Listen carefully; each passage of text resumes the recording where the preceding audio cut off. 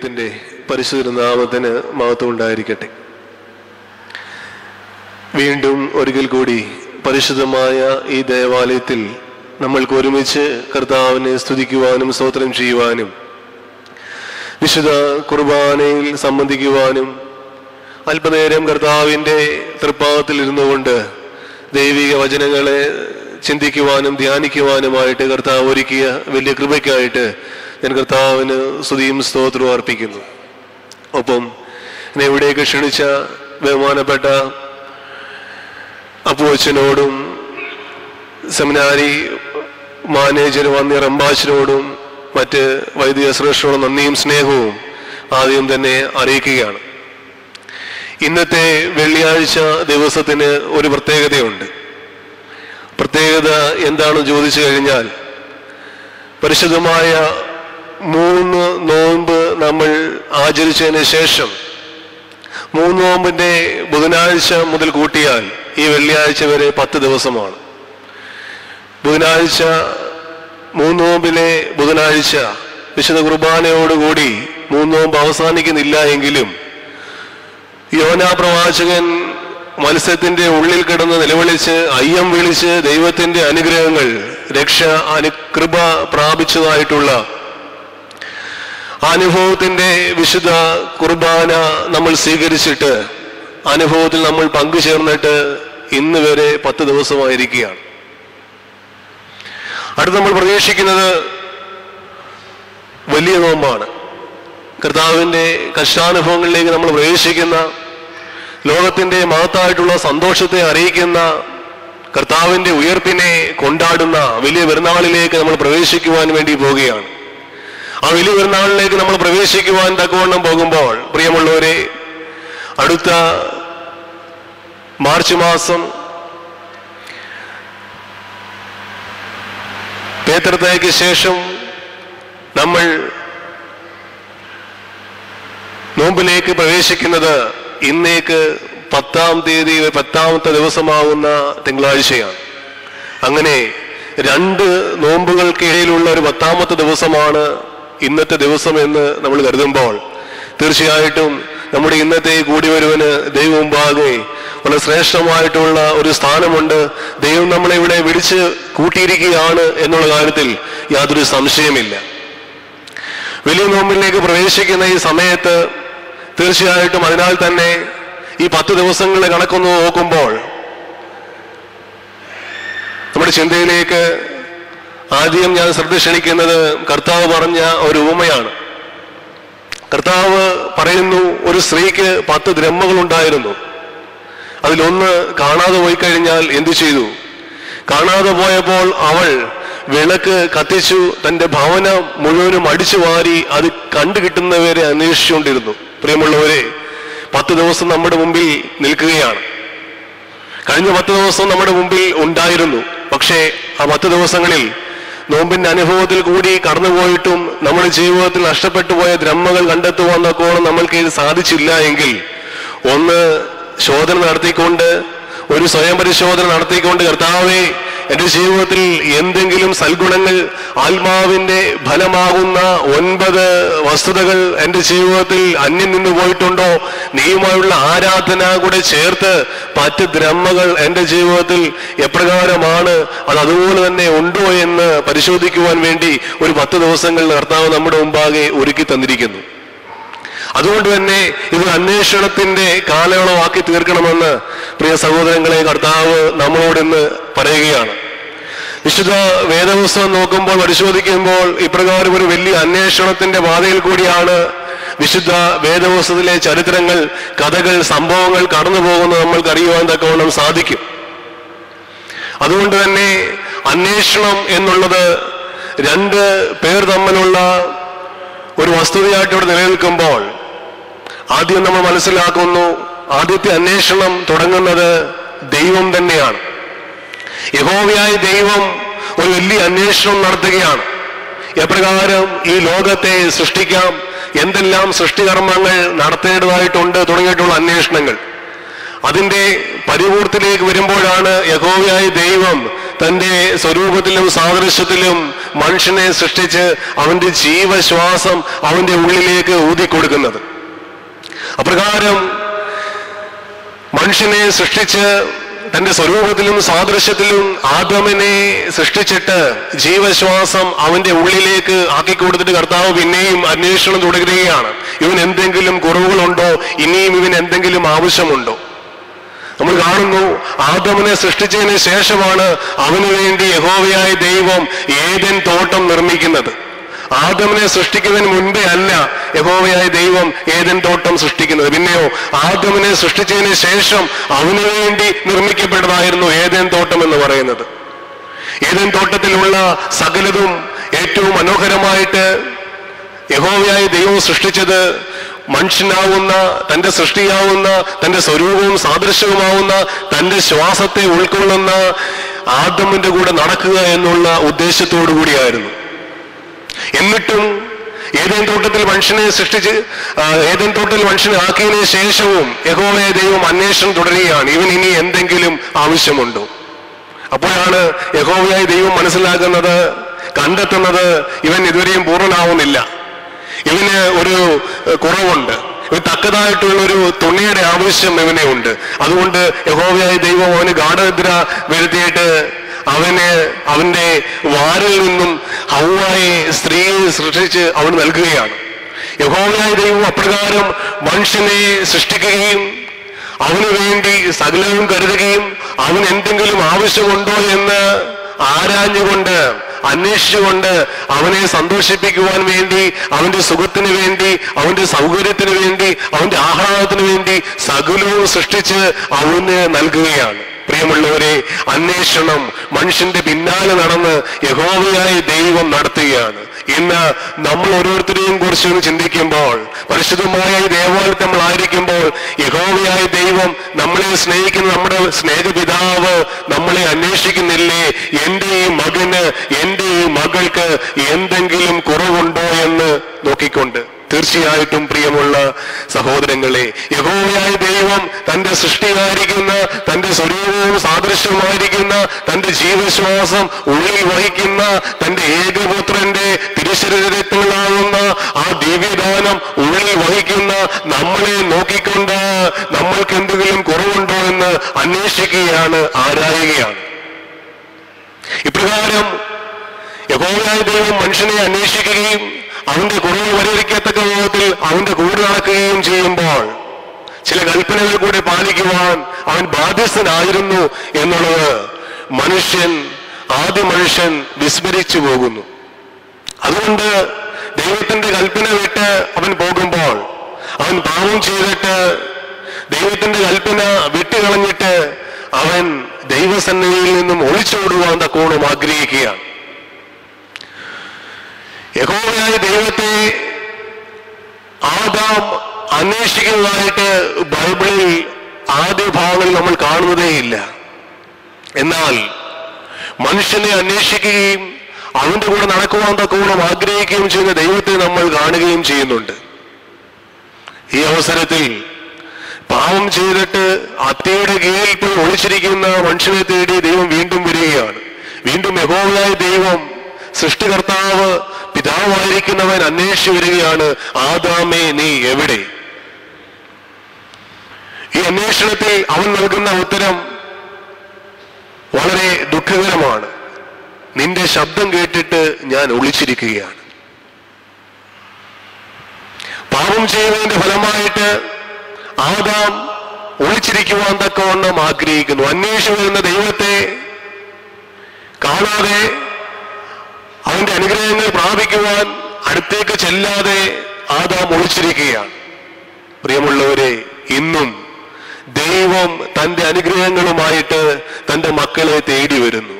പക്ഷേ പാപം ചെയ്യുന്ന നമ്മൾ അറിഞ്ഞും അറിയാതെ നമ്മുടെ ജീവിതത്തിൽ വന്നു പോകുന്ന വീഴ്ചകൾ നിമിത്തം ദൈവസന്നിധിയിലേക്ക് ധൈര്യമായിട്ട് ചെല്ലുവാൻ ശ്രദ്ധിക്കാതെ, അതിനുവേണ്ടി ധൈര്യപ്പെടാതെ എവിടെയെങ്കിലുമൊക്കെ ഒന്ന് ഒളിച്ചിരിക്കുവാൻ തക്കവണ്ണം ആഗ്രഹിക്കുന്നവരാണ്.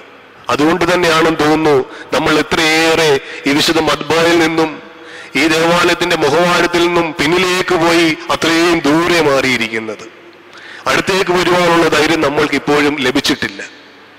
പലപ്പോഴും നമ്മൾ ദൈവവചനങ്ങൾ കേൾക്കുവാൻ തക്കവണ്ണം ആഗ്രഹിക്കുന്നത് ദേവാലയത്തിന്റെ പുറത്തു നിന്നുകൊണ്ടാണ്.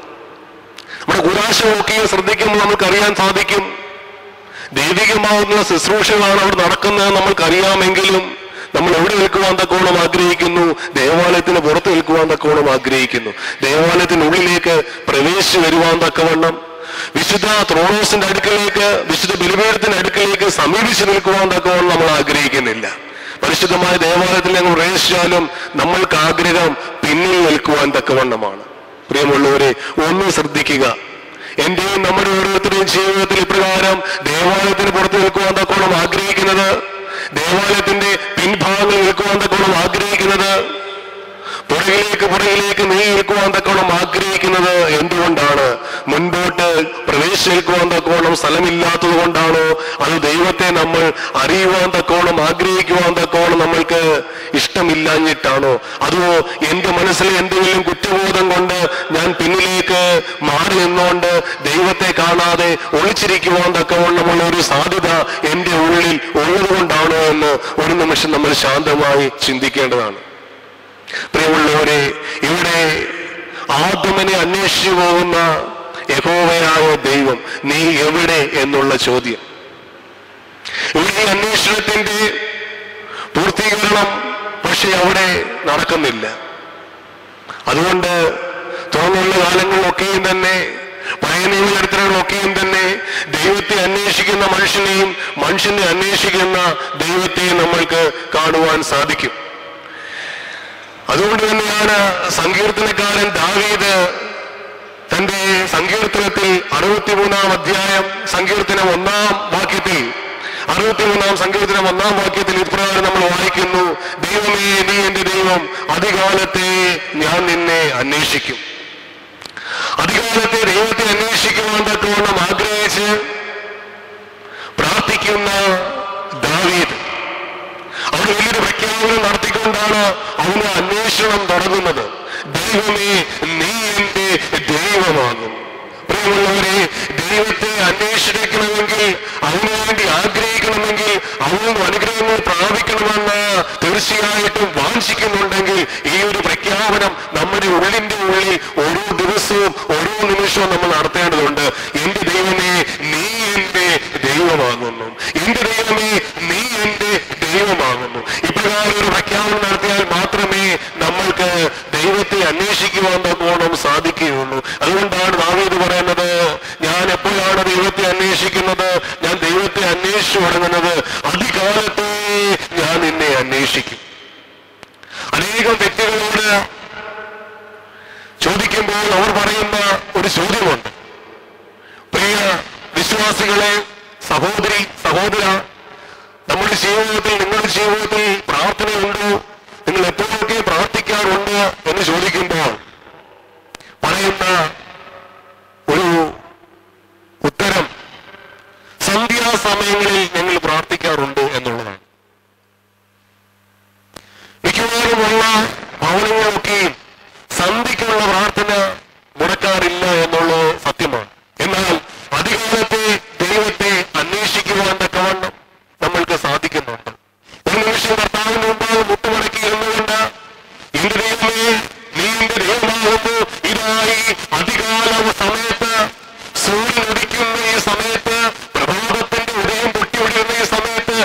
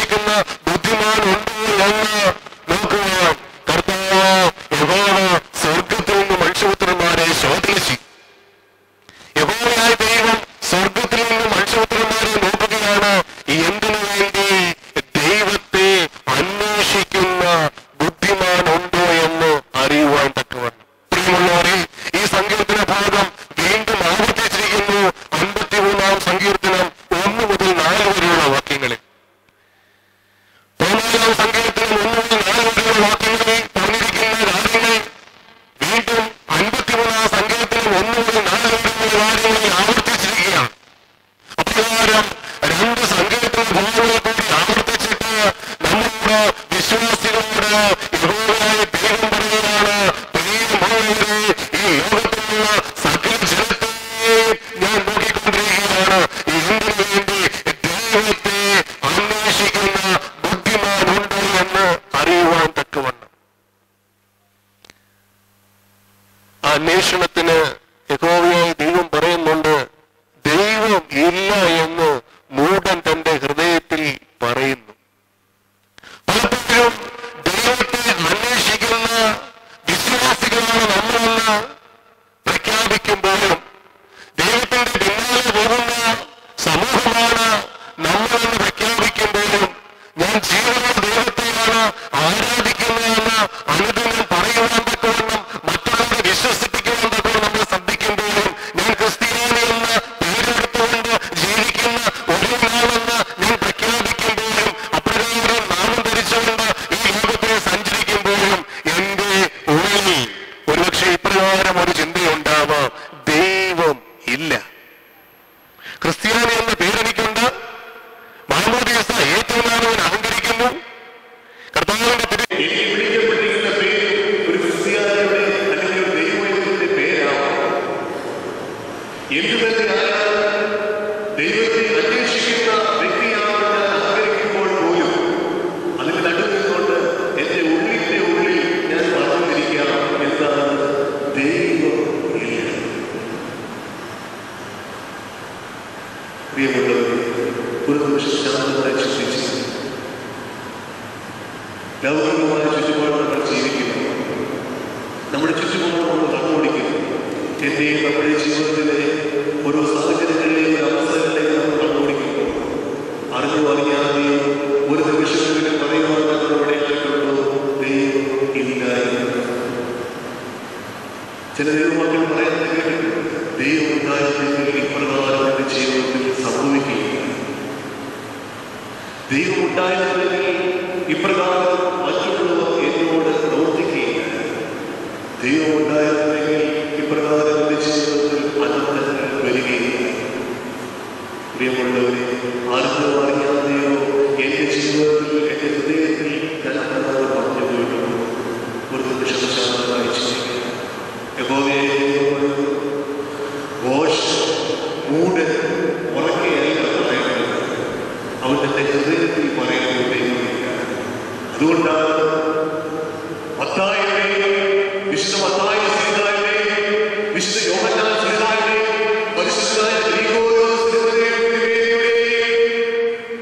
തോമസ് ശ്രീകാരുടെയും നാമം പേരിലുള്ള വിശ്വാസികൾ, കർത്താവിന്റെ അമ്മയായിരിക്കുന്ന പരിശുദ്ധ കന്യകമറിയ അമ്മയുടെ നാമം പേരിലുള്ള വിശ്വാസികൾ, എന്തിനാ ലോകത്തിന്റെ രക്ഷകനായിരിക്കുന്ന കർത്താവായ യേശുക്രിസ്തുവിന്റെ നാമമായിരിക്കുന്ന ഈശോ എന്ന പേരിട്ടിരിക്കുന്ന വിശ്വാസികൾ, ജനങ്ങൾ ദൈവത്തെ അറിയാത്തവരെ പോലെ ജീവിക്കും.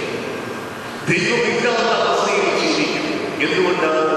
അവന്റെ ഹൃദയത്തിൽ അവൻ പറയുന്നു, ദൈവമില്ല, അതുകൊണ്ട് നിനക്ക് എന്ത് വേണമെങ്കിലും പ്രവർത്തിക്കാം, എന്ത് വേണമെങ്കിലും ചെയ്യാം, എപ്രകാരം വേണമെങ്കിലും ജീവിക്കാം. പ്രിയമുള്ളവരെ, സങ്കീർത്തനക്കാരൻ 2 പ്രാവശ്യം പ്രവർത്തിക്കുകയാണ്.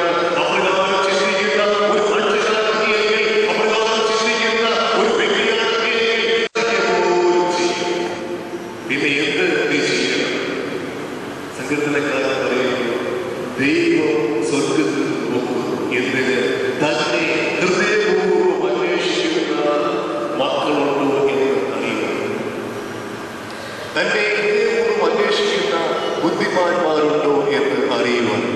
പ്രിയമുള്ളവരെ, ഇന്ന് നമ്മളിവിടെ ആയിരിക്കുമ്പോൾ, പരിശുദ്ധമായി ദേവാലയത്തിലായിരിക്കുമ്പോൾ, ദൈവത്തെ അന്വേഷിക്കുന്ന ബുദ്ധിമാനായി തീരുവാൻ തക്കവണ്ണം, ദൈവത്തെ അന്വേഷിക്കുന്ന ബുദ്ധിമതിയായിരിക്കുവാൻ തക്കവണ്ണം എനിക്ക് സാധിക്കും.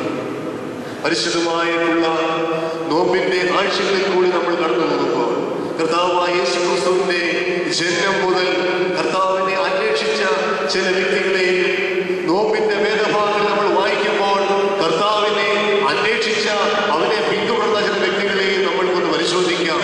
അവരുടെ ജീവിതം ഒന്ന് പരിശോധിച്ചുകൊണ്ട് അവരുടെ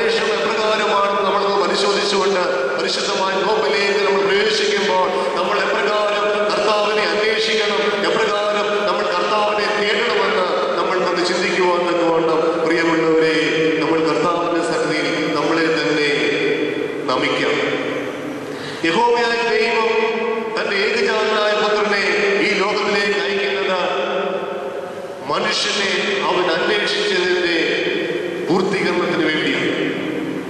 ആദമേ നീ എവിടെയെന്ന് ചോദിക്കുമ്പോൾ പാപത്തിന്റെ പിടിയിൽ അകപ്പെട്ടു പോയ അവന് ദൈവത്തോടെ ചേർന്ന് നടക്കുവാനുള്ള അവസ്ഥ അവന്റെ ജീവിതത്തിൽ നിന്ന് നഷ്ടപ്പെട്ടു പോകും നമ്മൾ കാണുന്നു.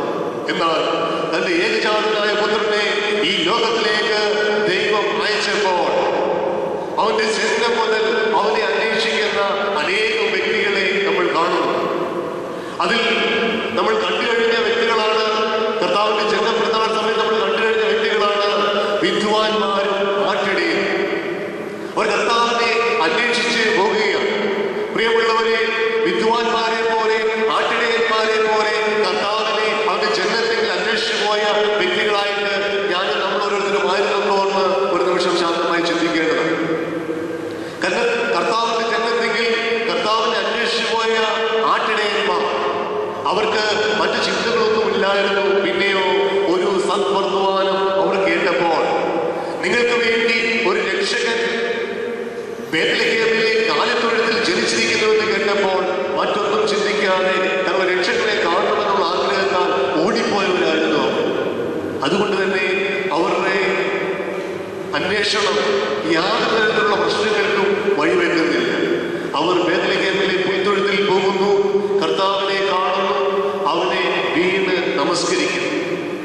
എന്നാൽ വിദ്വാൻമാരാകട്ടെ അവർ കർത്താവിനെ അന്വേഷിച്ചത് ഒരു രാജാവിനെ അന്വേഷിക്കുന്ന തുല്യമായിട്ടായിരുന്നു. അവർ കണ്ട ഒരു നക്ഷത്രം, അവർ കണ്ട ജ്യോതിശാസ്ത്രപരമായിട്ടുള്ള അറിവ് അവരുടെ ജീവിതത്തിൽ വരുത്തിയ ഒരു ബോധോദയം കൊണ്ട് അവർ കർത്താവിനെ അന്വേഷിക്കുവാൻ തക്കവണ്ണം ഇറങ്ങിത്തിരിക്കുകയാണ്.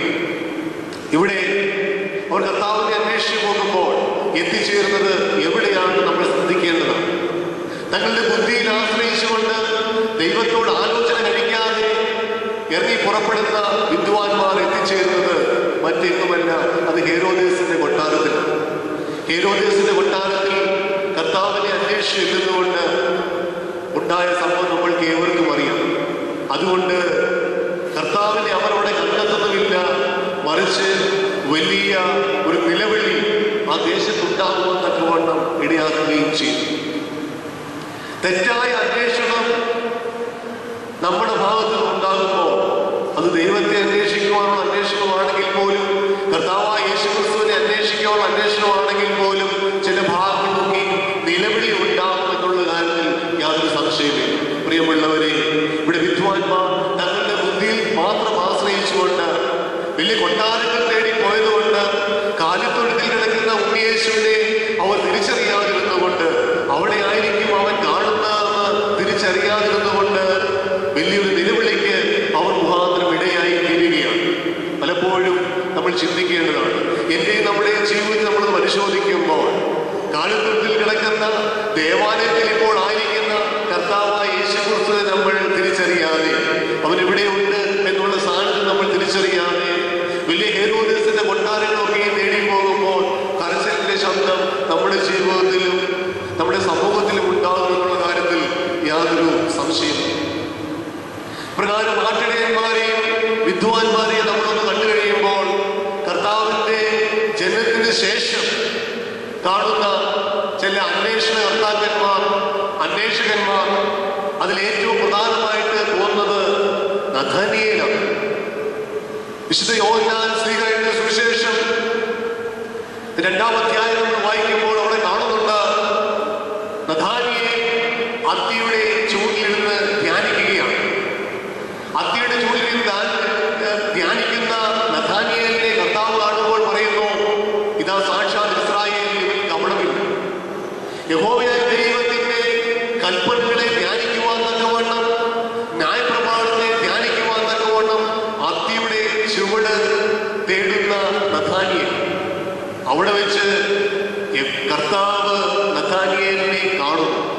യഹോവയായ ദൈവത്തെ കാണാതിരിക്കുവാൻ തക്കവണ്ണം അത്തിയുടെ ചൂട് തേടിപ്പോകുന്ന ആദമിനെയും ഹവ്വയെയും നമ്മൾ കണ്ടതാണ്. എന്നാൽ ഇവിടെ അത്തിയുടെ ചൂട്ടിലേക്ക് പോകുന്ന നഥാനിയേലിന്റെ ലക്ഷ്യം ദൈവത്തെ അറിയുക എന്നുള്ളത് തന്നെയായിരുന്നു. അതുകൊണ്ട് പ്രിയമുള്ളവരെ, അത്തിയുടെ ചൂട് ഒരു സമയത്ത് ദൈവത്തെ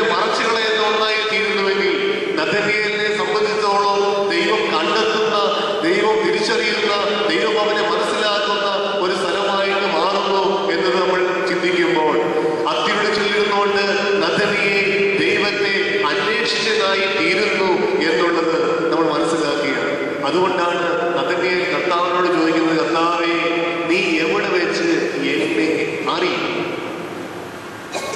നീ എവിടെ വെച്ച് എന്നെ അറിയും? ഇതാ ഒരു അന്വേഷണം അങ്ങോട്ടും ഇങ്ങോട്ടും നടക്കുകയാണ്. കർത്താവ് അവനോട് പറയുന്നു, നീ അത്തിയുടെ ചൂടിലിരുന്നപ്പോൾ തന്നെ ഞാൻ നിന്നെ അറിഞ്ഞിരിക്കുന്നു. ഇവിടെ അത്തി ഒരു പ്രതീകമായിട്ട് നിൽക്കുകയാണ്. ദൈവത്തെ ഉപേക്ഷിക്കളയുന്നവർ ഓടി മറയുവാനുള്ള ഒരിടമായിട്ട് അത്തി തീരുന്നു. എന്നാൽ ദൈവത്തെ അന്വേഷിക്കുന്നവർക്ക് കണ്ടെത്താൻ തക്കവണ്ണം ഇരിക്കേണ്ട ഒരു ഇടപെടുമായിട്ടും അത്തിയുടെ ചൂട് തീരുകയാണ്. പ്രിയമുള്ളവരെ, ഈ പരിശുദ്ധമായ ദേവാലയം അപ്രകാരമല്ലേ എന്ന് നമ്മൾ ചിന്തിക്കേണ്ടതാണ്. ദൈവത്തെ മറിഞ്ഞിരിക്കുവാൻ തക്കവണ്ണം, ദൈവത്തെ വിട്ടകലുവാൻ തക്കവണ്ണം ആഗ്രഹിക്കുന്നവർക്കും ദേവാലയങ്ങൾ മറമായി തീരുന്നു. ദൈവത്തെ അന്വേഷിക്കുവാൻ ആഗ്രഹിക്കുന്ന മക്കൾക്കും ദേവാലയം ആശ്രയമായി തീരുന്നു എന്നുള്ളത് സ്പഷ്ടമാണ്. അതുകൊണ്ട് നമ്മൾ എവിടെ ഇരിക്കുന്നു എന്നുള്ളത്, പിന്നെ നമ്മൾ ഏത് അവസ്ഥയിൽ ആയിരിക്കുന്നു എന്നുള്ളതിനാണ് വളരെ പ്രധാനം. നമ്മൾ ഇന്ന് പരിശുദ്ധമായ ദേവാലയത്തിലാണെങ്കിൽ ദൈവസനത്തെ ഒളിച്ചുകൊള്ളുവാനുള്ള ഒരു മനോഭാവത്തോടുകൂടെ ഇവിടെ ആവരുത്. പിന്നെയോ ദൈവത്തെ അന്വേഷിക്കുന്ന മനോഭാവത്തോടുകൂടി ഇവിടെ ആയിരിക്കണം. ആ അന്വേഷണം ഹൃദയത്തിന്റെ ഉള്ളിൽ നിന്നും വരുമ്പോൾ കർത്താവ് നമ്മളോട് നമ്മുടെ ഹൃദയത്തിന്റെ അടുക്കൽ വന്നുകൊണ്ട്, നമ്മുടെ കുടുംബത്തിലേക്ക് കടന്നു വന്നുകൊണ്ട്, നമ്മുടെ സമീപത്തേക്ക് അടുത്ത് വന്നുകൊണ്ട് പറയും, ഇതാ ഇവൾ സാക്ഷാൽ ഇസ്രായേലിനാണ്, ഇസ്രായേലിന്റെ മകനാണ്, യാക്കോബിന്റെ സന്തതിയാണ്, യാക്കോബിന്റെ പുത്രിയാണ്, അബ്രഹാമിന്റെ സന്തതിയിൽ പരമ്പരപ്പെട്ടവളാണ്, ഇവൾ എന്റെ മകളാണ്, ഇവൻ എന്റെ മകനാണ്, നിന്നെ ഞാൻ അറിയും. പ്രിയമുള്ളവരെ, ഈ ഒരു അന്വേഷണവും ഈ തിരിച്ചറിവും നമ്മുടെ ഓരോരുത്തരുടെയും ജീവിതത്തിൽ ആവശ്യമല്ലേ? നമ്മൾ കർത്താവിനെ അറിയുന്നുണ്ടെന്ന് പറയുമ്പോൾ കർത്താവ് നമ്മളെ അറിയുന്നില്ല എന്ന് പറയുവാൻ ഒരിക്കലും ഇടയാവരുത്. അതുകൊണ്ട് ഹൃദയത്തിന്റെ ഉള്ളിൽ നിന്നും കർത്താവിനെ അന്വേഷിക്കുന്ന ഒരു സ്ഥിതിവിശേഷം നമ്മുടെ ജീവിതത്തിൽ ഉണ്ടാകേണ്ടത് വളരെ ആവശ്യമാണ്. അതുകൊണ്ട് നഥാനിയേൽ കർത്താവിനെ അന്വേഷിച്ചു പോകുമ്പോൾ ഈ അത്തിയിലേക്ക് തന്നെയാണ് സക്കായി പള്ളി പിടിച്ചു കയറാൻ നമ്മൾക്കറിയാം. സക്കായി അവന്റെ കുറവുകൾ നിമിത്തം കർത്താവിനെ കാണുവാൻ തക്കോളം ആഗ്രഹിച്ചുകൊണ്ട് കയറുന്നതും അന്വേഷിച്ചുകൊണ്ട് കയറുന്നതും ഈ അത്തിയുടെ മുകളിലേക്കാണ്. അത്തിയുടെ മുകളിലിരിക്കുന്ന സക്കായിയെ കർത്താവല്ലാതെ മറ്റാരും കാണുന്നില്ല. അതുകൊണ്ടാണ് കർത്താവ് അത്തിയുടെ ഉള്ളിൽ ചെല്ലുമ്പോൾ സക്കായിയെ വിളിച്ച് അതിന്റെ മുകളിൽ നിന്നും താഴേക്ക് ഇറക്കുന്നത്. സക്കായി, നീ വേഗത്തിൽ ഇറങ്ങി വരിക, എനിക്ക് ഇന്ന് നിന്റെ കൂടെ പാർക്കേണ്ടതാണ്. സക്കായിയുടെ ജീവിതത്തിൽ വലിയ രൂപാന്തരം അവൻ അത്തിയുടെ ചൂടിൽ ഇറങ്ങിയതിനു ശേഷമാണ് സംഭവിക്കുന്നത്. അത്തിയിലേക്ക് അവൻ കയറിയപ്പോൾ അവന്റെ ജീവിതത്തിൽ രൂപാന്തരങ്ങളൊന്നും ഉണ്ടായിരുന്നില്ല. പിന്നെ കർത്താവിനെ വെറുതെ ഒന്ന് കാണുക എന്നുള്ള ഒരു ആഗ്രഹം മാത്രമേ അവന്റെ ജീവിതത്തിൽ ഉണ്ടായിരുന്നുള്ളൂ. പ്രിയമുള്ളവരെ, ചിലപ്പോൾ ഞാനും നമ്മൾ ഓരോരുത്തരും ഈ ദേവാലയത്തിലേക്ക് കടന്നു വരുന്നത് ഇപ്രകാരം ഒരു അവസ്ഥയിലായിരിക്കാം. വെറുതെ ഒന്ന് കണ്ടുകേട്ട് പോകണം എന്നുള്ള അവസ്ഥയിലായിരിക്കാം. പക്ഷേ യഥാർത്ഥമായുള്ള ആഗ്രഹം അവിടെ തെളിയിക്കുന്നുണ്ടെങ്കിൽ, വെറുതെ വന്നു കേട്ട് പോകാനുള്ള ഒരു ആഗ്രഹം നിൽക്കുമ്പോൾ തന്നെ ഈ പരിശുദ്ധമായ ദേവാലയത്തിലേക്ക് വന്നിട്ട് അതിന്റെ അവസ്ഥകളൊക്കെ എന്താണെന്ന് സൂക്ഷ്മമായിട്ട് ദർശിക്കുവാൻ നമ്മൾ ആഗ്രഹിക്കുന്നുവെങ്കിൽ, നമ്മളായിരിക്കുന്ന അവസ്ഥയിൽ നമ്മൾ കയറിയിരിക്കുന്ന കൊമ്പുകൾ നോക്കി നമ്മളെ വിളിച്ച് താഴേക്ക് ഇറങ്ങിയിട്ട്, മകനെ, എനിക്ക് നിന്റെ കൂടെ പാർക്കണമെന്ന് കർത്താവ് പറയുന്ന അരുമമായിട്ടുള്ള ശബ്ദം നമ്മൾ കേൾക്കും എന്നുള്ള കാര്യത്തിൽ യാതൊരു സംശയമില്ല. അപ്രകാരം നമ്മൾ ആ ശബ്ദം കേൾക്കുമ്പോൾ അത്തിയിൽ കയറുന്ന സക്കായിക്ക് രൂപാന്തരമില്ലെങ്കിലും അത്തിയിൽ നിന്ന് ഇറങ്ങുന്ന സക്കായിക്ക് വലിയ രൂപാന്തരമാണ്. സക്കായി പറയുകയാണ്, എൻ്റെ വസ്തുക്കളിൽ പകുതി ഞാൻ ദരിദ്രർക്ക് കൊടുക്കുന്നു. എന്തെങ്കിലും ചതിവായിട്ട് വാങ്ങിയിട്ടുണ്ടെങ്കിൽ 4 ഇരട്ടി ഞാൻ തിരിച്ചു കൊടുക്കാം. ദുരൂപാന്തരത്തിന്റെ അവസ്ഥയാണ്. ഏറ്റവും വലിയ അത്ഭുതം അതായിരുന്നു പിതാക്കന്മാർ നമ്മളെ പഠിപ്പിക്കുമ്പോൾ, നമ്മുടെ ഓരോരുത്തരുടെയും ജീവിതത്തിൽ കർത്താവേ, നീ ഒരു അത്ഭുതം അടയാളം ചെയ്യണമേ എന്ന് നിലവിളിച്ചുകൊണ്ട് നമ്മൾ നടക്കാറില്ലേ? എന്ത് അത്ഭുതമാണ്, എന്തടയാളമാണ് നമ്മുടെ ജീവിതത്തിലേക്ക് ദൈവം ചെയ്തു തരേണ്ടത്? സക്കായിയുടെ ജീവിതത്തിൽ ഉണ്ടായിട്ടുള്ള ഒരു അത്ഭുതം, ഒരടയാളം നമ്മുടെ ജീവിതത്തിലേക്ക് ആയിത്തീരണമെന്ന് എനിക്കും നമ്മൾക്ക് ഓരോരുത്തർക്കും പ്രാർത്ഥിക്കുവാൻ തക്കവണ്ണം സാധിക്കുമോ? പ്രിയമുള്ളവരെ, അപ്രകാരം നഥാനിയേൽ, സക്കായി തുടങ്ങിയിട്ടുള്ളവർ കർത്താവിനെ അന്വേഷിച്ചു പോകുന്നത് നമ്മൾ കാണുന്നുണ്ട്.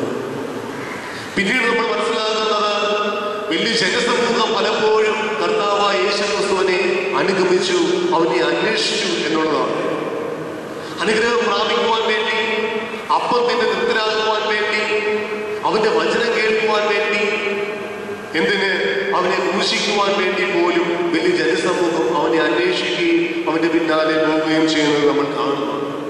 ഇപ്രകാരം അന്വേഷിക്കുന്ന കൂട്ടത്തിൽ പടയാളികളും ശിഷ്യന്മാരും കർത്താവിന്റെ അമ്മയും ഒക്കെയും ഉണ്ടായെന്ന് നമ്മൾ മനസ്സിലാക്കുകയാണ്. എങ്കിൽ ഞാനും നമ്മൾ ഓരോരുത്തരും കർത്താവിനെ ഈ നോമ്പിന്റെ കാലത്ത് അന്വേഷിക്കുവാൻ നമ്മൾ ആഗ്രഹിക്കുന്നുവെങ്കിൽ, പ്രിയമുള്ളവരെ, എന്തിനാണ് ഞാൻ കർത്താവിനെ അന്വേഷിക്കുന്നത്? ഞാൻ കർത്താവിനെ അന്വേഷിക്കുന്നതുകൊണ്ട് എനിക്ക് എന്ത് പ്രയോജനമുണ്ടാകും? ഞാൻ കർത്താവിനെ അന്വേഷിക്കുന്നു എന്ന് പറയുമ്പോൾ അതെന്റെ ഉള്ളിന്റെ ഉള്ളിൽ നിന്നുണ്ടായ ഒരാഗ്രഹം കൊണ്ടാണോ? എന്തടിസ്ഥാനത്തിലാണ് ഞാൻ കർത്താവിനെ അന്വേഷിക്കുന്നത്? കർത്താവ് എന്നെ അന്വേഷിച്ചുകൊണ്ടാണോ? കർത്താവ് എന്നെ വിളിച്ചതുകൊണ്ടാണോ? അതോ കർത്താവിനെ എനിക്കൊന്ന് കാണണമെന്നുള്ള ആഗ്രഹം കൊണ്ടാണോ? ഇതാ ഈ നോമ്പിലേക്ക് പ്രവേശിക്കുവാൻ തക്കവണ്ണം 10 ദിവസങ്ങൾ മാത്രമേ ഉള്ളൂ എന്ന് ഞാൻ മുൻപേ തന്നെ സൂചിപ്പിച്ചു കഴിഞ്ഞു. അതിനാൽ കർത്താവിനെ അന്വേഷിച്ച 10 കൂട്ടം ആളുകളെ നോമ്പുകാലത്തെ ചില ചിന്തകളിൽ കൂടി, ധ്യാനങ്ങളിൽ കൂടി, നോമ്പുകാലത്ത് നമ്മൾ കേൾക്കുന്ന വേദഭാഗങ്ങളിലെ വായനകളിൽ കൂടി നമ്മൾ നിന്ന് പരിചയപ്പെടാം. നോമ്പിലെ ഒന്നാമത്തെ ഞായറാഴ്ച നമ്മൾക്ക് ഏവർക്കും അറിയാവുന്ന ഞായറാഴ്ചയാണ് കൊത്തനെ ഞായറാഴ്ച. കർത്താവായ യേശു ക്രിസ്തു തന്റെ പരസ്യ ശുശ്രൂഷ കാലത്ത് ആദ്യമായി ചെയ്യുന്ന അടയാളം അവിടെ വെച്ചാണ് സംഭവിക്കുന്നത്. അവൻ വെള്ളത്തെ വീഞ്ഞാക്കി മാറ്റുന്നു.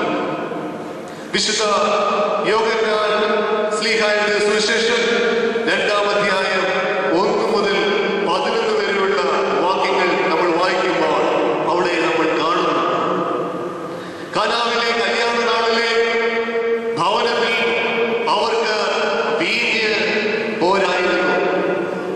വീഞ്ഞ് പോരായിരുന്ന ജനസമൂഹം അവിടെ വീഞ്ഞ് തിരിയുമ്പോൾ അവിടെ കർത്താവിനെ തിരഞ്ഞത് ഒരേ ഒരു വ്യക്തിയായിരുന്നു. അത് കർത്താവിന്റെ അമ്മ മറിയ.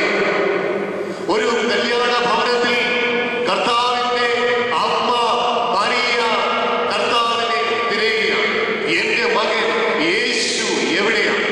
എന്തിനു വേണ്ടിയാണ് അവനെ തിരയുന്നത്? പ്രിയപ്പെട്ടവരെ, ഞാൻ നമ്മൾ ഓരോരുത്തരും കർത്താവിനെ തിരയുന്നത് എന്റെ ജീവിതത്തിൽ ഒരു അനുഗ്രഹം ഉണ്ടാകുവാൻ വേണ്ടി, എന്റെ കുടുംബത്തിൽ ഒരു അനുഗ്രഹം ഉണ്ടാകാൻ വേണ്ടി, എന്റെ മക്കൾക്ക് നന്മയുണ്ടാകുവാൻ വേണ്ടി, എന്റെ ജീവിതത്തിന്റെ ഐശ്വര്യത്തിന് വേണ്ടിയല്ലേ എന്ന് ഒരു നിമിഷം ശാന്തമായി ചിന്തിക്കണം. ഇവിടെ കർത്താവിന്റെ നോമ്പിന്റെ അവസ്ഥയിൽ കൂടി നമ്മൾ കടന്നു പോകുമ്പോൾ ഓരോ ദിവസത്തെയും വേദവായന നമ്മളെ സൂചിപ്പിക്കുന്നത് നീ എന്തിനു വേണ്ടി ദൈവത്തെ, കർത്താവിനെ അന്വേഷിക്കുന്ന മനുഷ്യനായിരിക്കണം എന്നുള്ളതാണ്. ഈ നോമ്പിന്റെ അവസ്ഥയിൽ കൂടി നമ്മൾ കടന്നു പോകുമ്പോൾ പ്രിയപ്പെട്ടവരെ, ഒന്നാമതായിട്ട് ദൈവത്തെ, കർത്താവിനെ നമ്മൾ അന്വേഷിക്കേണ്ടത് നമ്മുടെ സഹോദരന്റെ, നമ്മുടെ അയൽക്കാരന്റെ, മറ്റുള്ളവരുടെ കുറവുകൾ പരിഹരിക്കുവാൻ വേണ്ടിയായിരിക്കണം. എന്റെ സഹോദരന്റെ ജീവിതത്തിൽ ഒരു കുറവുണ്ടെങ്കിൽ, എന്റെ അയൽക്കാരന്റെ ജീവിതത്തിൽ ഒരു കുറവുണ്ടെങ്കിൽ, ഞാൻ സ്നേഹിക്കുന്ന എന്റെ സുഹൃത്തിന്റെ ജീവിതത്തിൽ ഒരു കുറവുണ്ടെങ്കിൽ, അവരുടെ ജീവിതത്തിലെ കുറവുകൾ മാറിപ്പോകുവാൻ തക്കവണ്ണം യേശുവിനെ അന്വേഷിക്കുവാൻ എനിക്കും നമ്മൾക്ക് ഓരോരുത്തർക്കും സാധിക്കണം. കർത്താവിന്റെ അമ്മ മറിയ യേശുവിനെ തേടുന്നത് അവളുടെ ജീവിതത്തിലെ കുറവുകൾ മാറിപ്പോവാനല്ല, അവളുടെ കുടുംബത്തിലെ കുറവുകൾ മാറിപ്പോകുവാനല്ല, പിന്നെയോ അവൾ ആയിരിക്കുന്ന വിവാഹ വീട്ടിലെ കുറവ് മാറ്റുവാൻ വേണ്ടിയാണ്. ഇവിടെ പ്രിയമുള്ളവരെ, പലപ്പോഴും നമ്മൾക്ക് കഴിയാതെ പോകുന്നത് ഇതാണ്. ഒത്തിരി ഞായറാഴ്ചകൾ നമ്മൾ കടന്നുകൊണ്ടാണ് നമ്മൾ നോമ്പിലേക്ക് പ്രവേശിക്കുന്നത്. അന്ന് മുതൽ നമ്മൾ ഈ അന്വേഷണം തുടർന്നാൽ മാത്രമേ, കർത്താവിനെ യഥാർത്ഥമായിട്ട് അന്വേഷിച്ചു തുടങ്ങിയാൽ മാത്രമേ ഏറ്റവും അവസാനം അവനെ അധികാലത്തെ അന്വേഷിക്കുന്നവരുടെ കൂട്ടത്തിൽ നമ്മൾ നിൽക്കുവാൻ തക്കോളം സാധിക്കുകയുള്ളൂ. നമ്മൾ തുടങ്ങിയത് ഇതാണ്. ദാവീദ് പ്രാർത്ഥിച്ച പ്രാർത്ഥന, എന്റെ ദൈവമേ, നീ എന്റെ ദൈവമാവുന്നു, അധികാലത്തെ ഞാൻ എന്നെ അന്വേഷിക്കും. ഇവിടെ ഇതാ കന്യക മറിയം കർത്താവിനെ അന്വേഷിക്കുന്നത് വിവാഹ വീട്ടിലെ കുറവ് മാറിപ്പോകുവാൻ വേണ്ടിയാണ്. അവർക്ക് വീഞ്ഞില്ല. അന്ന് വരെ ഒരു അത്ഭുതവും അടയാളവും കർത്താവ് ചെയ്തതായിട്ടെങ്കിലും രേഖപ്പെടുത്തിയിട്ടില്ല. എങ്കിലും കന്യകമറിയം വിശ്വസിക്കുന്നു, ഇവൻ ദൈവപുത്രനായതുകൊണ്ട് ഇവന് അത്ഭുതം, അനുഗ്രഹം ചൊരിയുവാൻ തക്കവണ്ണം സാധിക്കും. അപ്രകാരം കല്യാണ വീട്ടിലെ ആളുകൾക്ക് വേണ്ടി കന്യാമറിയം മധ്യസ്ഥത അടച്ചപ്പോൾ, അതിനുവേണ്ടി യേശുവിനെ തിരഞ്ഞപ്പോൾ അവിടെ പറയുന്നു, കർത്താവ് പറയുകയാണ്, എൻ്റെ നാഴിക ഇതുവരെ വന്നിട്ടില്ല, എൻ്റെ സമയം ഇതുവരെ ആയിട്ടില്ല. അത്ഭുതങ്ങളും അടയാളങ്ങളും ചെയ്യാനുള്ള അവസരം, അവരുടെ ജീവിതത്തിൽ അനുഗ്രഹം ലഭിക്കാനുള്ള അവസരവും ഇതുവരെ ആയിട്ടില്ല. കർത്താവ് എന്നിട്ടും അവിടെ അനുഗ്രഹം ചൊരിയുകയാണ്, അവരുടെ ജീവിതത്തിലെ കുറവുകളെ മാറ്റിക്കളയുക.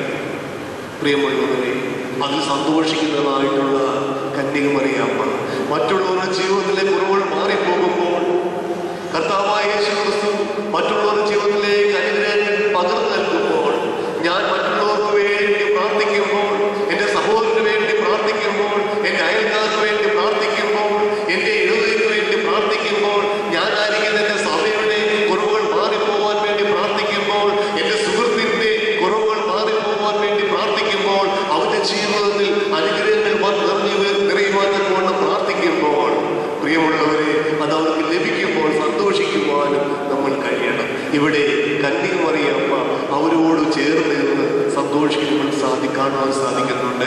ജോബിന്റെ പുസ്തകം നമ്മൾ വായിക്കുമ്പോഴും നമ്മൾ കാണുന്നുണ്ട്, നീതിമാനായ ജോബ് അവന്റെ കൂട്ടുകാർക്ക് വേണ്ടി, സുഹൃത്തുക്കൾക്ക് വേണ്ടി പ്രാർത്ഥിക്കുകയും യാഗം അർപ്പിക്കുകയും ചെയ്തപ്പോൾ യഹോവ അവന്റെ പ്രാർത്ഥന കേട്ടു, അവന്റെ സുഹൃത്തുക്കളെയും അവനെ അനുഗ്രഹിച്ചു. സുഹൃത്തുക്കളുടെ പാവങ്ങളെ യഹോവയായ ദൈവം ക്ഷമിച്ചു, അവരെ അനുഗ്രഹിച്ചു, ജോബിനെയും അനുഗ്രഹിച്ചു. പക്ഷേ അവിടെ ഒരു വ്യത്യാസമുണ്ടായിരുന്നു. ജോബിനെ അനുഗ്രഹിച്ച അനുഗ്രഹത്തിന് എന്താണ്? അവന് സകലതും ഇരട്ടിയായിട്ട് നൽകി.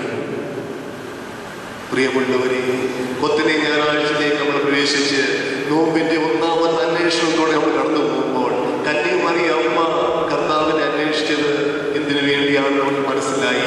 അപ്രകാരം കർത്താവിനെ ഒന്ന് അന്വേഷിക്കുവാൻ, മറ്റുള്ളവർക്ക് വേണ്ടി ഒന്ന് പ്രാർത്ഥിക്കുവാൻ, കർത്താവെ മറ്റുള്ളവരുടെ ജീവിതത്തിലെ കുറവുകൾ നീക്കുവാൻ തന്നോട് ഞാൻ പ്രാർത്ഥിക്കുന്നു, അവരെ നീ അനുഗ്രഹിക്കണമേ എന്ന് പ്രാർത്ഥിക്കുവാൻ, അതിനുവേണ്ടി കർത്താവിനെ ഒന്ന് അന്വേഷിക്കുവാൻ നമ്മൾക്ക് കഴിയണം.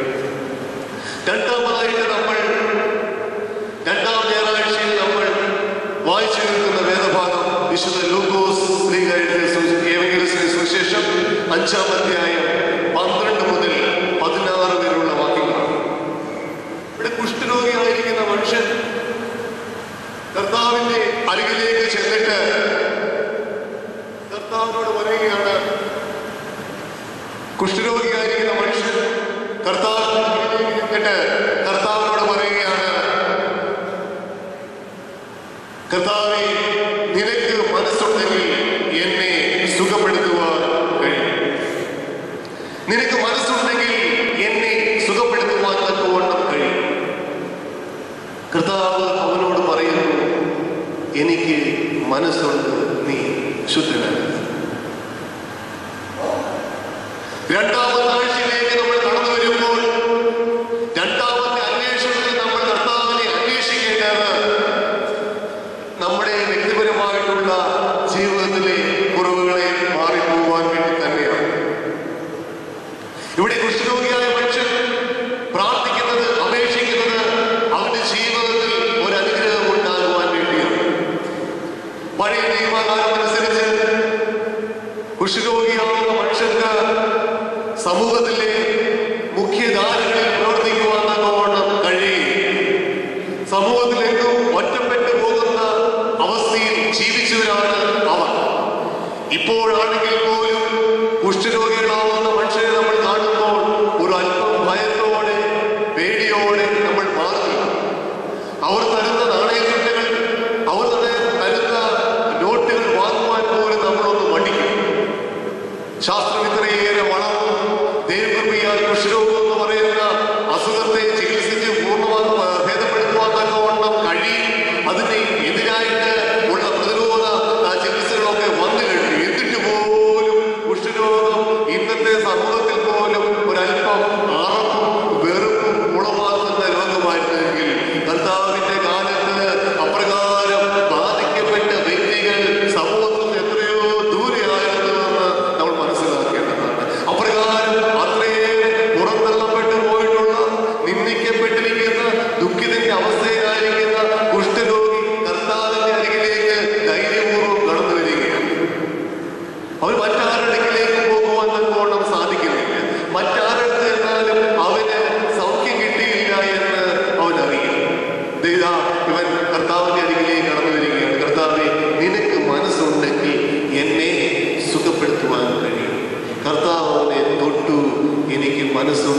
നീ ശുദ്ധനാകുക എന്ന് പറഞ്ഞു.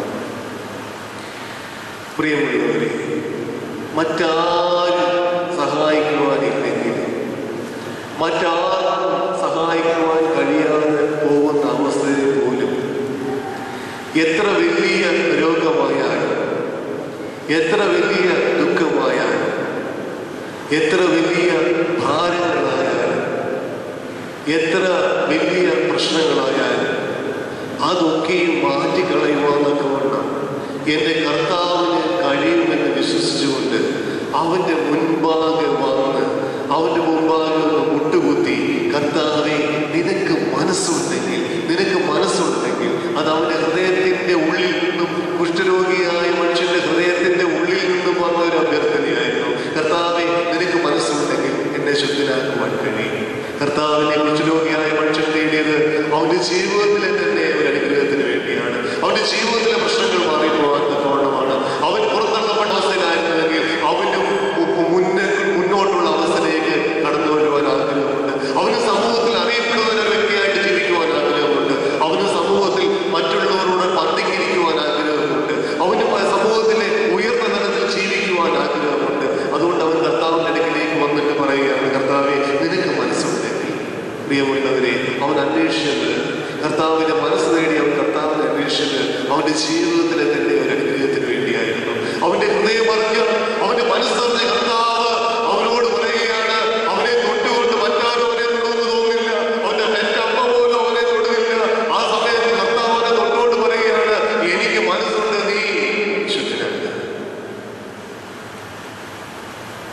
ഇവിടെ ഹൃദയപൂർവം വ്യസനപ്പെട്ട് സങ്കടത്തോടുകൂടി ഹൃദയങ്ങളെ ദൈവസന്നിധിയിൽ പകർന്നുകൊണ്ട്, കർത്താവേ നിനക്ക് മനസ്സുണ്ടെങ്കിൽ ഈ അനുഗ്രഹം എന്റെ ജീവിതത്തിലേക്ക് തരുവാൻ നിനക്ക് കഴിയും, ഞാൻ വിശ്വസിക്കുന്നു എന്ന് പറഞ്ഞു കഴിഞ്ഞാൽ കർത്താവിന്റെ ആ അരുമ ശബ്ദം നമ്മൾ കേൾക്കും, യാതൊരു സംശയമില്ല. അവൻ നമ്മളെ സ്പർശിക്കും, യാതൊരു സംശയമില്ല. എനിക്ക് മനസ്സുണ്ട്, പ്രിയ മകനെ മകളെ, നീ അനുഗ്രഹം പ്രാപിക്കുക. ഹന്ന പരിശുദ്ധമായ ദേവാലയത്തിലേക്ക് കടന്നു വന്ന് പ്രാർത്ഥിക്കുന്നതിനെ കുറിച്ച് ഹന്ന പറയുന്നുണ്ട്. പുരോഹിതൻ നോക്കുമ്പോൾ അവളുടെ ചുണ്ട് അനങ്ങുന്നുണ്ട്, എന്നാൽ ശബ്ദം കേൾക്കുന്നില്ല.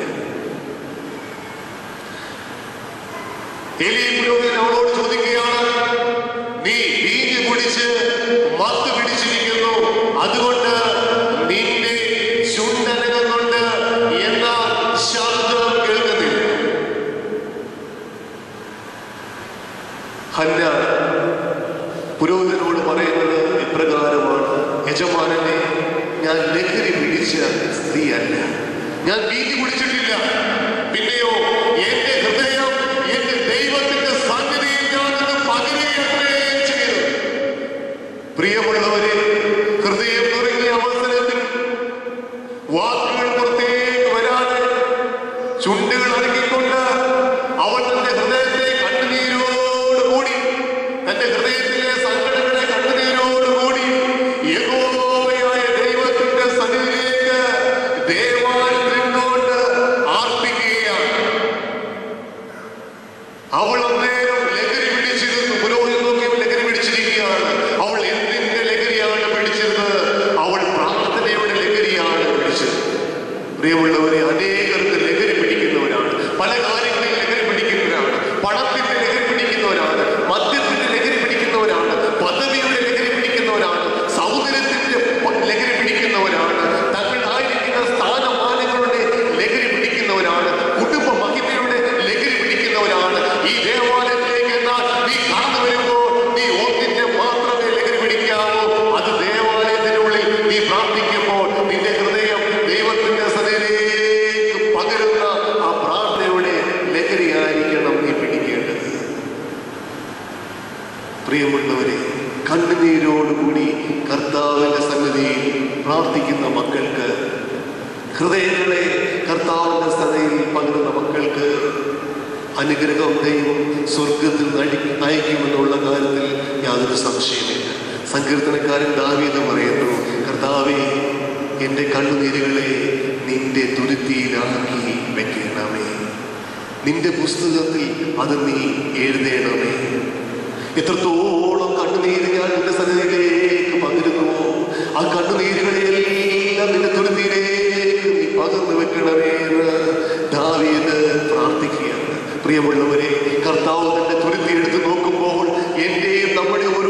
ജീവിതത്തിൽ കർത്താവിന്റെ സ്ഥലയിൽ എന്തുമാത്രം കണ്ണുനീരുകൾ തൂകുവാൻ തക്കവണ്ണം നമ്മൾക്ക് സാധിച്ചിട്ടുണ്ട്. അവന്റെ തുരുത്ത് നിറയുവാൻ തക്കവണ്ണം കണ്ണുനീർ ഒഴുക്കുവാൻ നമ്മൾക്ക് സാധിച്ചിട്ടുണ്ടോ എന്ന് നമ്മൾ പരിശോധിക്കണം. കർത്താവ് നമ്മളെ ആശ്വസിപ്പിച്ചുകൊണ്ട് പറയുന്നു, നീ ഒന്നിനെ കുറിച്ച് ഓർത്തു ഭാരപ്പെടേണ്ട, വിചാരപ്പെടേണ്ട, എനിക്ക് മനസ്സുണ്ട്, നീ സുഖം പ്രാപിക്കുക. മൂന്നാമതായിട്ട് മൂന്നാമത്തെ ഞായറാഴ്ച നമ്മൾ കാണുന്ന വേദഭാഗം വിശുദ്ധ മർക്കോസ് സുവിശേഷം 2-ാം അധ്യായം 1 മുതൽ 12 വാക്യങ്ങളിൽ പക്ഷപാതക്കാരനായ മനുഷ്യനെ ഏതാനും ചിലർ ചുമന്നുകൊണ്ടുവരുന്നതാണ് നമ്മൾ കാണുന്നത്. പക്ഷപാതക്കാരനായ മനുഷ്യനെ ഏതാനും പേർ ചുമന്നുകൊണ്ടുവരും. പ്രിയമുള്ളവരെ, മറ്റുള്ളവരെ ചുമന്നുകൊണ്ട് വരുവാൻ കൂടെ നമ്മൾക്ക് ബാധ്യതയുണ്ട് എന്നുള്ള കാര്യത്തിൽ യാതൊരു സംശയമില്ല. ആദ്യം നമ്മൾ മറ്റുള്ളവർക്ക് വേണ്ടി മധ്യസ്ഥത അണച്ചുവെങ്കിൽ രണ്ടാമത് നമ്മുടെ ജീവിതത്തിലെ ആവശ്യങ്ങൾക്ക് വേണ്ടി കർത്താവിന്റെ സന്നിധിയിൽ പ്രാർത്ഥിക്കുക. അതോടൊപ്പം തന്നെ മൂന്നാമത് നമ്മൾ കർത്താവിനെ അന്വേഷിക്കുമ്പോൾ നമ്മുടെ സഹോദരങ്ങളെ, നമ്മുടെ ബന്ധുമിത്രാദികളെ, മറ്റുള്ളവരെ കൂടെ കർത്താവിന്റെ സന്നിധിയിലേക്ക് ഒരുപക്ഷെ ചുമന്നുകൊണ്ടുവരേണ്ട ഒരു അവസ്ഥ കൂടി ഉണ്ടാവാം. ഇവിടെ അന്വേഷിച്ച് കൊണ്ടുവരുന്നവർ കർത്താവിന്റെ സന്നിധിയിലേക്ക് ഈ പക്ഷപാതക്കാരനെ വെക്കുമ്പോൾ കർത്താവ് അവരോട് പറയുന്ന വാക്കുകൾ വളരെ ശക്തമാണ്. മകനെ, നിന്റെ പാപങ്ങൾ മോചിച്ചിരിക്കുന്നു. ആദ്യത്തെ രണ്ട് കൂട്ടർക്കും രണ്ട് ഭാഗത്തും നമ്മൾ പാപങ്ങളെ കുറിച്ച് കാണുന്നില്ല എങ്കിൽ നോമ്പിന്റെ മൂന്നാമത്തെ ആഴ്ചയിലേക്ക് കടന്നു വരുമ്പോഴേക്കും നമ്മൾ കാണുന്നു പാപങ്ങളെ കുറിച്ച് പറയുന്നവനായ കർത്താവ്, മകനെ, നിന്റെ പാപങ്ങൾ മോചിച്ചിരിക്കുന്നു. അവന്റെ പക്ഷപാതപരമായിട്ടുള്ള അവസ്ഥയ്ക്ക്, അവന്റെ ദീനപരമായിട്ടുള്ള അവസ്ഥയ്ക്ക്, അവന്റെ ജീവിതത്തിൽ അനുഗ്രഹത്തിൽ തടസ്സമായി നിൽക്കുന്ന അവസ്ഥയ്ക്ക് അവന്റെ ജീവിതത്തിലെ പാപങ്ങളായിരുന്നു കാരണം. അതുകൊണ്ട് കർത്താവ് അവനോട് പറയുകയാണ്, മകനെ, നിന്റെ പാപങ്ങൾ മോചിച്ചിരിക്കുന്നു. പ്രിയമുള്ളവരെ, നമ്മളൊന്ന് ശാന്തമായി ചിന്തിക്കണം. ഈ പക്ഷപാതക്കാരന്റെ ജീവിതത്തിൽ മാത്രമല്ല, നമ്മുടെ ജീവിതത്തിൽ പലപ്പോഴും, നമ്മുടെ കുടുംബാംഗങ്ങളുടെ ജീവിതത്തിൽ പലപ്പോഴും, നമ്മുടെ സഹോദരങ്ങളുടെ ജീവിതത്തിൽ പലപ്പോഴും അനുഗ്രഹത്തിന്റെ തടസ്സമായി നിൽക്കുന്നത് പാപങ്ങൾ അല്ലേ എന്ന് ഒരു നിമിഷം ശാന്തമായി ചിന്തിക്കുക. എത്രത്തോളം നന്മകളും അനുഗ്രഹങ്ങളുമാണ് ദൈവം നമ്മൾക്ക് നൽകുവാൻ ആഗ്രഹിക്കുന്നത്. പിതാക്കന്മാർ പറഞ്ഞിരിക്കുന്നു, അവൻ തന്റെ സ്വർഗീയമാവുന്ന ഭണ്ഡാരം തുറന്ന് അനുഗ്രഹങ്ങൾ ഭൂമിയിലേക്ക് വർഷിക്കുന്നു. വിശുദ്ധ കുർബാന നോക്കി പ്രാർത്ഥനകൾ പ്രാർത്ഥിക്കുമ്പോൾ പിതാക്കന്മാർ ഇപ്രകാരം എഴുതിയിട്ടുണ്ട്. സദരാ പ്രാർത്ഥന നോക്കി നമ്മൾ ശ്രദ്ധിച്ചറിയാൻ വേണ്ടി പറ്റും. കർത്താവേ, നിന്റെ ശ്രീഭണ്ഡാരം, സ്വർഗീയ ശ്രീഭണ്ഡാരം തുറന്ന് മതിയാകോളം നിന്റെ ജനത്തെ നീ അനുഗ്രഹിക്കണമേ. നിന്റെ അനുഗ്രഹങ്ങൾ ഇടവകി വന്ന് നിറഞ്ഞ് കവിയണമേ. ഇടവകയിൽ മാത്രമല്ല, ഇടവകയിലുള്ള ജനങ്ങൾക്ക് മാത്രമല്ല, പിന്നെയോ വന്ന് നിറഞ്ഞ് കവിയണം. പുറത്തു നിൽക്കുന്നവർക്കും ദേശത്തുള്ളവർക്കും ഒക്കെ ലഭിക്കുന്ന വിധത്തിൽ നിന്റെ അനുഗ്രഹങ്ങൾ വന്ന് നിറഞ്ഞ് കവിയണം. ദൈവം അപ്രകാരം അനുഗ്രഹങ്ങൾ നൽകുവാൻ തക്കവണ്ണം ശക്തനാണ് പ്രാർത്ഥന. ഞാൻ പലപ്പോഴും ഓർമ്മിപ്പിക്കുന്ന ഒരു കാര്യം വീണ്ടും ഓർമ്മിക്കുകയാണ് പ്രിയമുള്ളവരെ. എന്നാൽ എന്തുകൊണ്ടാണ് ഞാനെന്ന് പറയുന്ന നമ്മൾ പാത്രത്തിലേക്ക് ദൈവത്തിന്റെ അനുഗ്രഹങ്ങൾ വന്ന് ശക്തിയോടെ നിറയാത്തത്? ഞാനെന്ന് പറയുന്ന ദൈവത്തിന്റെ മകനാകുന്ന, മകളാകുന്ന എന്നിലേക്ക്, എൻ്റെ കുടുംബത്തിലേക്ക്, എൻ്റെ സഹോദരങ്ങളിലേക്ക്, എൻ്റെ മക്കളിലേക്ക് എന്തുകൊണ്ട് ഈ അനുഗ്രഹം വന്ന് നിറയുന്നില്ല? ഒരുപക്ഷെ ഞാൻ സൂചിപ്പിച്ചുവല്ലോ, തടസ്സമായി നിൽക്കുന്നത് നമ്മുടെ പാപമായിരിക്കും. നോമ്പിന്റെ അവസ്ഥയിൽ കൂടി നമ്മൾ കടന്നു പോകുമ്പോൾ നമ്മുടെ പാപത്തെക്കുറിച്ച് ഓർത്ത് യഥാർത്ഥമായിട്ട് കരഞ്ഞ് നിലവിളിച്ച് പ്രാർത്ഥിക്കേണ്ട ഒരു ആവശ്യകത ഇവിടെയാണ്. യഥാർത്ഥമായിട്ട് എൻ്റെ ഹൃദയം കഴുകി വെടിപ്പാക്കേണ്ട ആവശ്യകത ഇവിടെയാണ്. ഇവിടെയാണ് ദാവീദ് 51-ാം സങ്കീർത്തനത്തിൽ നിലവിളിക്കുന്നത്, കർത്താവേ, എന്നെ നീ കഴുകണമേ, നിന്റെ സോപ്പ കൊണ്ട് എന്നെ നീ കഴുകണമേ. ഞാൻ വെടിപ്പാക്കേണ്ടതിന് എന്നെ നീ കഴുകി വെണ്മയുള്ളവനാക്കണമേ. നീ എന്നെ കഴുകിക്കഴിഞ്ഞാൽ ഹിമത്തേക്കാൾ ഞാൻ മേന്മയുള്ളവനായി തീരും. എന്തിനു വേണ്ടി? നിന്റെ അനുഗ്രഹങ്ങൾ എന്റെ ജീവിതത്തിൽ നിന്നും നഷ്ടപ്പെട്ടു പോകാതിരിക്കുവാൻ വേണ്ടി. ദാവീദ് കാലത്ത് പ്രാർത്ഥിക്കുന്നതാണ്. 51 സംഘം നമ്മൾ ദിവസവും ചൊല്ലാറുണ്ട്. 51 സംഘം നമ്മൾ ദിവസവും ചൊല്ലുമ്പോൾ ഓർത്തു കൊള്ളണം, എന്റെ ജീവിതത്തിൽ കർത്താവേ അറിഞ്ഞു അറിയാതെ എന്തെങ്കിലും പാപം ഇന്നേ ദിവസം വന്ന് പെട്ടുപോയിട്ടുണ്ടെങ്കിൽ അതിന് മൊത്തം നിന്റെ അനുഗ്രഹങ്ങൾ എന്റെ ജീവിതത്തിൽ വന്ന് നിറയുവാൻ തടസ്സമായിട്ട് നിൽക്കരുതേ. ചോദിക്കുന്ന ഒരു ചോദ്യമുണ്ട്. ഒരു ഭിക്ഷക്കാരനായ മനുഷ്യൻ കയ്യിലൊരു പാത്രവുമായിട്ട് നമ്മുടെ ഭവനങ്ങളിലേക്ക് കടന്നു വരുന്ന മനുഷ്യൻ കുറച്ച് ഭക്ഷണം നമ്മളോട് ചോദിക്കുകയാണ്. ആഹാര സാധനങ്ങൾ നമ്മളോട് ചോദിക്കുമ്പോൾ നമ്മൾ നമ്മുടെ കരത്തിൽ നിറച്ചു വെച്ചിരിക്കുന്ന, വേവിച്ചു വെച്ചിരിക്കുന്ന നല്ല മുഴുക്കലരിയുടെ നല്ല മനോഹരമായിട്ടുള്ള മലർ പോലുള്ള നല്ല വെളുത്ത നിറമുള്ള ചോറ് നമ്മൾ വാരി കൊണ്ടുവരികയാണ്. എന്തിനു വേണ്ടി? ആ മനുഷ്യന് കൊടുക്കാൻ വേണ്ടി, ഇടാൻ വേണ്ടി അങ്ങോട്ട് പോയപ്പോഴാണ് കാണുന്നേ അദ്ദേഹം കൊണ്ടുവന്നിരിക്കുന്ന പാത്രത്തിൽ മൊത്തവും ചാണകം മാറിയിരിക്കുന്ന പാത്രമാണ്. ചാണകം മൊത്തം നിറഞ്ഞിരിക്കുകയാണ്. പ്രിയമുള്ള സഹോദരങ്ങളെ, നിങ്ങൾ ഇട്ടുകൊടുക്കുമോ ഇല്ലയോ? ദയവായിട്ട് ഉത്തരം നൽകണം. നിങ്ങൾ ഇട്ടുകൊടുക്കുമോ ഇല്ലയോ? ഇല്ലേ? അതെന്താ ഇട്ടുകൊടുക്കാത്തത്? ആ മനുഷ്യൻ പറയും, ചോറ് നിങ്ങളുടെ കാര്യം, പക്ഷെ പാത്രം എന്റെ. ഈ പാത്രം ഞാൻ ചോറ് ചാണകം വാരിക്കും ചെളി വാരിക്കും അതിനകത്ത് കഴിക്കുകയൊക്കെ ചെയ്തു. അത് ഞാനല്ലേ ചെയ്യുന്നത്. പിന്നെ നിങ്ങൾക്ക് എന്താണ്? നിങ്ങൾ ഇട്ടുകൊടുക്കുമോ? അങ്ങനെ പറഞ്ഞാൽ ഇട്ടുകൊടുക്കുമോ? ശകലമെങ്കിലും മനസാക്ഷിയുള്ള മനുഷ്യനാണെങ്കിൽ ആ പാത്രത്തിൽ ഇട്ടുകൊടുക്കുകയില്ല. എനിക്ക് തോന്നുന്നില്ല ഇവിടെ ഇരിക്കുന്ന ആരും ആ ചാണകപാത്രത്തിലേക്ക് ചോറിട്ട് കൊടുക്കുമോ? ഇട്ടുകൊടുക്കുമോ? നമ്മൾ എന്ത് ചെയ്യും? മനുഷ്യനോട് പറയും, നീ ഒന്നെങ്കിൽ കൊണ്ടുപോയി കഴുകിക്കൊണ്ട് വാ, അല്ലെങ്കിൽ ഒരു ഇല വെട്ടിയാനായിട്ട് ഇട്ട് കൊടുക്കും, അല്ലെങ്കിൽ നമ്മുടെ പാത്രത്തിൽ തന്നെ കൊണ്ട് കൊടുക്കും.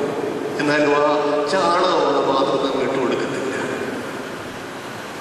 ഒരു നിമിഷം നമ്മൾ ശാന്തമായി ചിന്തിക്കണം. നമ്മുടെ ഭവനത്തിലേക്ക് കടന്നു വന്ന ഒരു മനുഷ്യൻ വൃത്തിഹീനമായിരിക്കുന്ന പാത്രത്തിൽ അവൻ ചോറ് ചോദിച്ചപ്പോൾ നമ്മൾക്ക് ഇട്ടുകൊടുക്കുവാൻ വിമുഖരായി നമ്മൾ തീരുന്നുവെങ്കിൽ, പ്രിയമുള്ളവരെ, സ്വർഗീയമാവുന്ന ഭണ്ഡാരം തുറന്ന് അവൻ അനുഗ്രഹങ്ങളിലേക്ക് പകരുവാൻ നോക്കുമ്പോൾ അവന്റെ വിശുദ്ധമായുള്ള അനുഗ്രഹങ്ങൾ വന്നു നിറയേണ്ട നമ്മുടെ ജീവിതത്തിൽ മാലിന്യമാണെങ്കിൽ ഈ പാത്രത്തിലേക്ക് അവൻ എങ്ങനെ തന്റെ അനുഗ്രഹങ്ങൾ പകരും? നമ്മൾ ശാന്തമായി ചിന്തിക്കേണ്ടത്. എന്റെ ജീവിതം മലിനമാണെങ്കിൽ ദൈവത്തിന്റെ വിശുദ്ധമായിരിക്കുന്ന അനുഗ്രഹങ്ങൾ പ്രാപിക്കുവാനോളം എന്റെ ജീവിതം മലിനമാണെങ്കിൽ, എന്റെ കുടുംബം മലിനമാണെങ്കിൽ, എന്റെ ഭവനാംഗങ്ങൾ മലിനപ്പെട്ട ജീവിതം നയിക്കുന്നുവെങ്കിൽ എങ്ങനെ എന്റെ കുടുംബത്തിലേക്ക്, എന്റെ ഭർത്താവിലേക്ക്, എന്റെ ഭാര്യയിലേക്ക്, എന്റെ മക്കളിലേക്ക്, എന്റെ സഹോദരങ്ങളിലേക്ക്, എന്നിലേക്ക് ഈ അനുഗ്രഹങ്ങൾ വന്നെത്തി? പ്രിയമുള്ളവരെ, ഒരു നിമിഷം ശാന്തമായി ചിന്തിക്കുക. നിന്റെ പാപങ്ങൾ കഴുകി വെടിവാക്കുക. ഇവിടെ പക്ഷപാതക്കാരനായ മനുഷ്യനോട് കർത്താവ് പറയുന്നു, നിന്റെ പാപങ്ങൾ മോചിച്ചു തന്നിരിക്കുന്നു. പരിശുദ്ധമായ ദേവാലയത്തിലേക്ക് നമ്മൾ കർത്താവിനെ അന്വേഷിച്ചു വന്നത് നമ്മുടെ പാപങ്ങളുടെ മോചനത്തിന് വേണ്ടിയായിരിക്കണം. നമ്മൾ കർത്താവിനെ അന്വേഷിക്കേണ്ടത് നമ്മൾ പങ്കുപോയിട്ടുള്ള തെറ്റുകുറ്റങ്ങളെ കർത്താവെ നീ എന്റെ ജീവിതത്തിലേക്ക് പാടെ നീക്കിക്കളയണമേ എന്നുള്ള പ്രാർത്ഥന കൊണ്ടായിരിക്കാം. അതുകൊണ്ടാണ് യെശയ്യാ പ്രവാചകന്റെ പ്രകാരം നമ്മളെ ഓർപ്പിക്കുന്നുണ്ട്, അകൃത്യഭാരം ചുമക്കും ജനം, ദുഷ്പ്രവൃത്തിക്കാരുടെ മക്കൾ, വഷളായി നടക്കുന്നവർ ദൈവമാരം അറിയുന്നില്ല. ആകാശമേ കേൾക്കാം, ഭൂമിയെ ചെവി തരിക. ഞാൻ മക്കളെ പോറ്റി വളർത്തി, അവരോട് മത്സരിക്കുന്നു. പ്രിയമുള്ളവരെ, നമ്മുടെ പ്രവൃത്തികളാൽ നമ്മൾ ദൈവത്തോട് മത്സരിക്കുന്നവരാണ്. യഹോവയായ ദൈവം തന്റെ ഏകജാതനായ പുത്രനെ ഈ ലോകത്തിലേക്ക് അയച്ച് തന്റെ തിരുശരീരവും രക്തവും നമ്മൾക്ക് നൽകിയിട്ട് നമ്മളെ പോറ്റി വളർത്തുകയാണ്. യെശയ്യാ പ്രവചനം പറഞ്ഞ ആ വാക്ക്, ആ പ്രവചനം നമ്മളെ കുറിച്ചായി പോകുന്നുണ്ടോ? നമ്മൾ കർത്താവിനെ അന്വേഷിക്കേണ്ടത് പാപങ്ങളുടെ മോചനത്തിന് വേണ്ടി കൂടിയാണ്. പ്രകാരം പാപങ്ങൾ മോചിക്കപ്പെട്ട അവസ്ഥയിൽ പക്ഷപാതമായിക്കൊള്ളട്ടെ, രോഗങ്ങളായിക്കൊള്ളട്ടെ, തളർന്നു കിടക്കുന്ന അവസ്ഥയായിക്കൊള്ളട്ടെ, മറ്റുള്ളവർ മുമ്പാകെ മറ്റുള്ളവർ എടുത്തുകൊണ്ട് നടക്കുന്ന അവസ്ഥയായിക്കൊള്ളട്ടെ, എന്തുമായിക്കൊള്ളട്ടെ, അതൊക്കെ മാറിയിട്ട് ചാടി എഴുന്നേറ്റ് ദൈവത്തെ സ്തുതിക്കുവാൻ തക്കമുള്ള ശക്തിയോടെ ദൈവത്തെ പുകഴ്ത്തുവാൻ തക്കമുള്ള കൃപ, അനുഗ്രഹങ്ങൾ, ദൈവികമായ നന്മകൾ, ദാനങ്ങൾ അവൻ നമ്മുടെ ജീവിതത്തിലേക്ക് പകരുമെന്നുള്ള കാര്യത്തിൽ യാതൊരു സംശയമില്ല. പ്രിയമുള്ളവരെ, സമയക്കുറവുകൊണ്ട് ഞാൻ പെട്ടെന്ന് അടുത്ത വിഷയത്തിലേക്ക് കടക്കട്ടെ. നാലാം നമ്മൾ കാണുന്നത് കനാന്യക്കാരിയായിട്ടുള്ള സ്ത്രീയാണ്. വിശുദ്ധ മത്തായി സുവിശേഷം 15-ാം അധ്യായം 21 മുതൽ 31 വാക്യങ്ങൾ വായിക്കുമ്പോൾ കനാന്യ സ്ത്രീ വന്നിട്ട് കർത്താവിനോട് പറയുന്നു, കർത്താവേ, എന്നോട് കരുണയുണ്ടാകണമേ. പക്ഷേ കർത്താവ് അവളെ കണ്ടതുപോലുമായിട്ട് പഠിക്കുന്നു. കനാന്യക്കാരി സ്ത്രീ വന്ന് കർത്താവിനോട് പറയുമ്പോൾ കർത്താവ് അവളെ കണ്ടതായിട്ട് പോലും പഠിക്കുന്നു. ശിഷ്യന്മാർ റെക്കമെൻഡേഷൻ ഒക്കെ നടത്തുകയാണ് കർത്താവിനോട്, കർത്താവേ, ഇതാ ഈ സ്ത്രീ എത്രയോ നേരം നിന്റെ കൂടെ നടന്ന, നിന്റെ പിന്നാലെ നടന്ന് അവളുടെ മകൾക്ക് വേണ്ടി നിന്നോട് യാചിക്കുന്നു. പ്രിയമുള്ളവരെ, നമ്മൾ ചിന്തിക്കേണ്ട, നമ്മൾ മനസ്സിലാക്കേണ്ട ഒരു കാര്യമാണ്. നമ്മൾക്ക് വേണ്ടി മാത്രമല്ല, പിന്നെയോ എനിക്ക് വേണ്ടി മാത്രമല്ല, എന്റെ ഭവനങ്ങൾക്ക് വേണ്ടി കർത്താവിന്റെ അരികിലേക്ക് ചെന്ന് അവനെ അന്വേഷിച്ച് അവനോട് പ്രാർത്ഥിക്കുവാൻ തക്കോണം കടപ്പെട്ടവർ. തീർച്ചയായിട്ടും അപ്രകാരം തന്നെ വേണം. ഇവിടെ കനാന്യക്കാരി സ്ത്രീ നമ്മളെ ഓർപ്പിക്കുന്നതാണ്, നീ നിന്റെ ഭവനങ്ങൾക്ക് വേണ്ടി പ്രാർത്ഥിക്കുക. നിന്റെ മകന്റെ രക്ഷയ്ക്ക് വേണ്ടി, നിന്റെ മകളുടെ രക്ഷയ്ക്ക് വേണ്ടി, നിന്റെ ഭർത്താവിന്റെ രക്ഷയ്ക്ക് വേണ്ടി, നിന്റെ ഭാര്യയുടെ രക്ഷയ്ക്ക് വേണ്ടി, നിന്റെ മാതാപിതാക്കളുടെ അനുഗ്രഹങ്ങൾക്ക് വേണ്ടി, അവർക്ക് വേണ്ടി പ്രാർത്ഥിക്കുക. ഇവിടെ കനാന്യക്കാരി സ്ത്രീ വന്ന് പ്രാർത്ഥിക്കുന്ന സമയത്ത് പക്ഷേ കർത്താവ് അവളെ മൈൻഡ് ചെയ്യുന്നില്ല, അവളെ നോക്കുക പോലും ചെയ്യുന്നില്ല. ശിഷ്യന്മാർ പറയുന്നു, ഇതാ അവൾ നിന്റെ പിന്നാലെ വന്നിട്ട് എത്രയോ സമയം നിന്നെ ബുദ്ധിമുട്ടിക്കും. കർത്താവ് അതിന് കൊടുക്കുന്ന ഉത്തരം നമ്മൾക്ക് ഏവർക്കും അറിയാം. കർത്താവ് അറിയാണ് മക്കളുടെ അപ്പം എടുത്ത് നായ്ക്കുട്ടികൾ കൊടുക്കുന്ന കാണാതെ പോയിട്ടുള്ള ഇസ്രായേലിലെ മക്കളുടെ അടുത്തേക്കാണ് ഞാൻ കടന്നു വന്നിട്ടുള്ളത്, നായ്ക്കുട്ടികളുടെ അടുക്കിലേക്ക്. പ്രിയമുള്ളവരെ, ഒന്ന് ചിന്തിച്ച്, ഈ കനാന്യക്കാരി സ്ത്രീ ആരാണ്? ഇവിടെ എന്തുകൊണ്ട് കർത്താവ് നായ്ക്കുട്ടിയെ വിളിച്ചു? മറ്റു ഓരോ ആരെയും വിളിക്കാത്തവരുടെ പദം കർത്താവ് എന്തുകൊണ്ട് ഇവളെ വിളിച്ചു? അപ്പോഴാണ് നമ്മൾ മനസ്സിലാക്കുന്നത്, ഈ കനാന്യക്കാരി സ്ത്രീ അത്ര കുറഞ്ഞ പാർട്ടിയൊന്നുമായിരുന്നു. നമ്മൾ കാണുന്നുണ്ട് ഉൽപ്പത്തി പുസ്തകം 9-ാം അധ്യായം അതിൽ 18 പേരുള്ള വാക്യം നമ്മൾ വായിക്കുമ്പോൾ അവിടെ കാണുകയാണ്, നോഹ ജലപ്രളയത്തിന് ശേഷം നോഹയുടെ 3 പുത്രന്മാരും കൂടെ വന്ന് പെട്ടകത്തിന്റെ പുറത്തിറങ്ങി കൃഷിയൊക്കെ ചെയ്ത് മുന്തിരികളിൽ നട്ടുണ്ടാക്കി. എന്നിട്ട് നോഹ വീഞ്ഞു പിടിച്ച് മത്ത് പിടിച്ച് കിടന്നുറങ്ങുകയാണ്. മത്ത് പിടിച്ച് കിടന്നുറങ്ങുന്ന സമയത്ത് നോഹയുടെ ഒരു മകൻ വന്ന് അത് കാണുന്നു. നോഹയെ യഹോവയായ ദൈവം തിരഞ്ഞെടുത്ത് എന്തിനാണ് നമ്മൾക്കറിയാം. ലോകത്തിൽ സകല മനുഷ്യരുടെയും പ്രവർത്തികൾ ദുഷ്ടതയുള്ളതാണെന്ന് കണ്ടിട്ട് ലോകത്തുള്ള സകലരെയും നശിപ്പിച്ചിട്ട് നീതിമാനായ ദൈവത്തെ വിളിക്കുന്നവനായ, ദൈവത്തിന്റെ കൽപ്പനകളെ അനുസരിക്കുന്നതായ നോഹയെയും കുടുംബത്തെയും ദൈവം തിരഞ്ഞെടുത്തു. എന്നാൽ ജലപ്രളയമെല്ലാം കഴിഞ്ഞു, പെട്ടകത്തിൽ നോഹ രക്ഷപ്പെട്ടു. ഇതാ വീണ്ടും ഭൂമിയിലേക്ക് അവൻ ഇറങ്ങി. അവന് മക്കളും കൃഷികളൊക്കെ ഉണ്ടാക്കി, സമ്പത്തൊക്കെ അവന്റെ ജീവിതത്തിലേക്ക് വന്നറിയുന്നു. ഈ സമയത്ത് നോഹ ചെയ്യുന്ന പരിപാടിയാണ് വീഞ്ഞ്, മുന്തിരിത്തോട്ടം നട്ടുണ്ടാക്കി വീഞ്ഞ് കുഴിച്ച് ലഹരി പിടിച്ച് കിടന്നുറങ്ങി. ചിലപ്പോ ദൈവത്തിന്റെ മക്കൾക്ക് മറ്റൊരു കുഴപ്പമായി. മറ്റെല്ലാവരെക്കാളും മറ്റാരൊക്കെ പാപം ചെയ്താലും തിന്മകൾ ചെയ്താലും ഒന്നും ഒരു ലേശം ഉത്സവമില്ലാതെ ഉറങ്ങാൻ പോയിക്കൊണ്ടിരിക്കും. നോഹയുടെ വീട്ടിൽ ദൈവത്തിന്റെ അനുഗ്രഹങ്ങളൊക്കെ വാങ്ങും. മറ്റെല്ലാവരും നശിച്ചു പോയി നൽകിയാലും അവർ നശിച്ചു പോകുന്നില്ല. ഏറ്റവും അവസാനം ദൈവം അവരുടെ ശക്തിയായിട്ട് അനുഗ്രഹിക്കുമ്പോ എന്തോ ചെയ്യും? ഈ പറഞ്ഞ പരിപാടിയിലേക്ക് പോകും.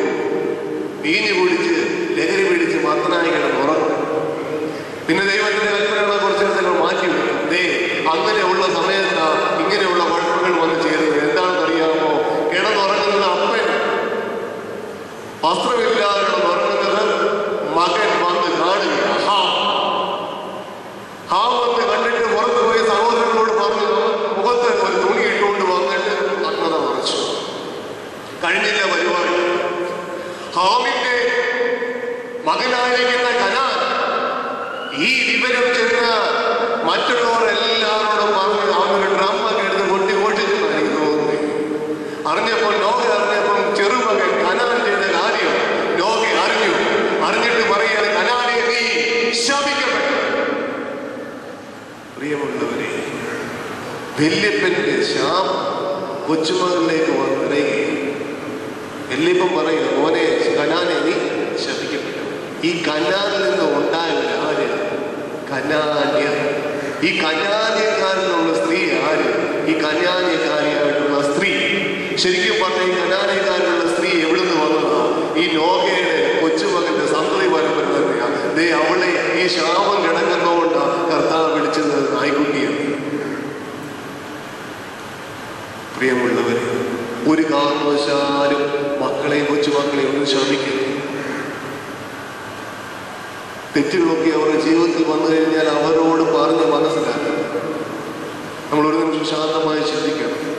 കർത്താവേ, പൂർവികമായിട്ടുള്ള എന്തെങ്കിലും ശാപങ്ങൾ എൻ്റെ ജീവിതത്തിൽ അറിയാതെ വന്നു പോയിട്ടുണ്ട്.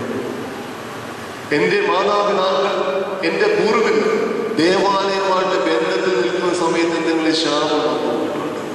നീയുമായിട്ടുള്ള ബന്ധത്തിൽ നിൽക്കുമ്പോൾ എന്തെങ്കിലും ശാപം വന്നു പോയിട്ടുണ്ട്.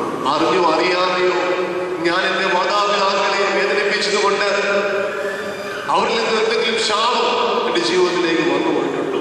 അറിയാതെ ഞാൻ എൻ്റെ അമ്മായിയമ്മയെ വേദനിപ്പിച്ചതുകൊണ്ട് അവരുടെ ജീവിതത്തിൽ എന്തെങ്കിലും ശാപം എൻ്റെ ജീവിതത്തിലേക്ക് വന്ന് ചേർന്നിട്ടുണ്ട്. പലപ്പോഴും നമ്മൾ മനസ്സിലാക്കാതെ പോകുന്ന ഒരു സംഗതിയാണ്. വിവാഹ സമയത്ത് പറയാറുണ്ട്, മക്കളെ, നിങ്ങളുടെ മാതാപിതാക്കളെ ബഹുമാനിക്കണം. നിനക്ക് ദീർഘായുസ് ഉണ്ടാകുവാനും നിനക്ക് നന്മ വരുവാനും ഭൂമിയിൽ നീ ദീർഘായുസോടിരിപ്പാനും അപ്പനെയും അമ്മയെ ബഹുമാനിക്കുക എന്നത് വാഗ്ദത്തത്തോടുകൂടിയ ആദ്യ കൽപ്പനയാണ്.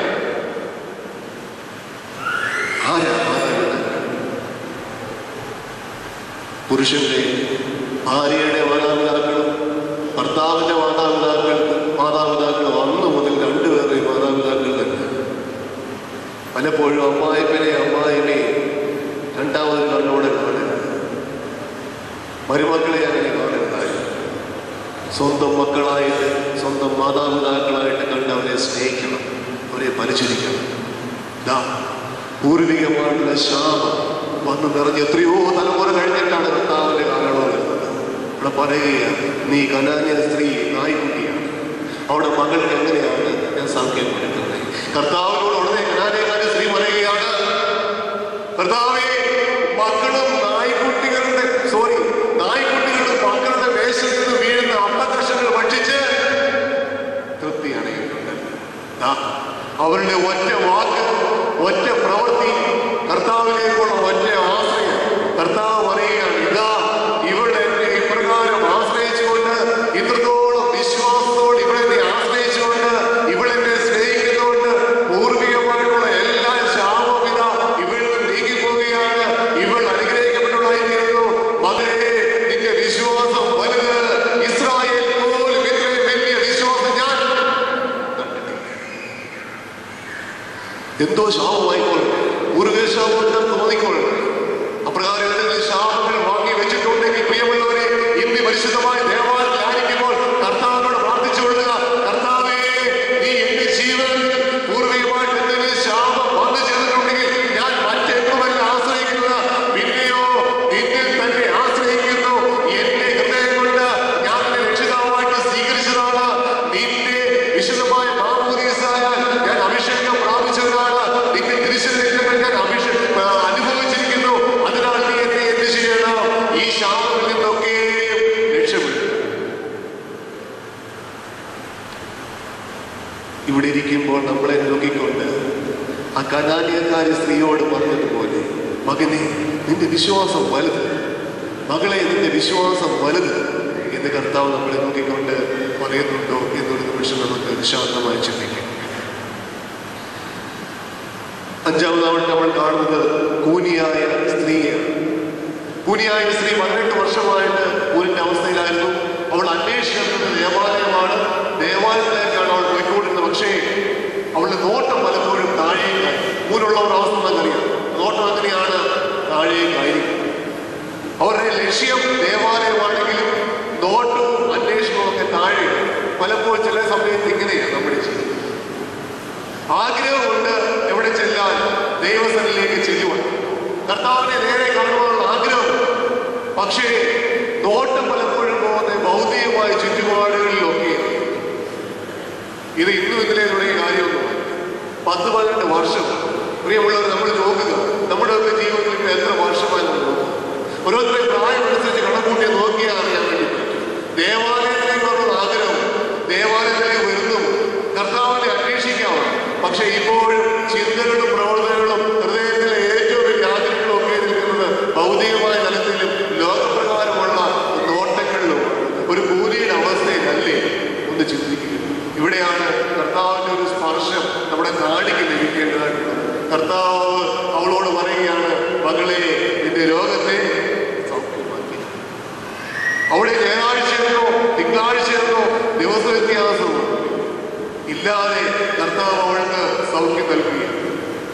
അതുകൊണ്ട് പ്രിയമുള്ളവരെ, ഞാനും നിങ്ങളും അബ്രഹാമിന്റെ സന്തതി പരമ്പരയിലായി തീരുവാൻ തക്കവണ്ണം, ദൈവത്തെ അന്വേഷിക്കുന്ന മക്കളിലെ കൂട്ടത്തിലായി തീരുവാൻ തക്കവണ്ണം, ദൈവത്തെ അന്വേഷിക്കുമ്പോഴും ഭൗതികമായിട്ടുള്ള ചിന്തകൾ കൊണ്ട്, ലോകപ്രകാരമായുള്ള ആഗ്രഹങ്ങളിലേക്കുള്ള നോട്ടം കൊണ്ട് ഊരിന്റെ അവസ്ഥയിലായി പോകാതിരിക്കാൻ തക്കവണ്ണം നമ്മൾക്ക് സാധിക്കേണ്ടത്.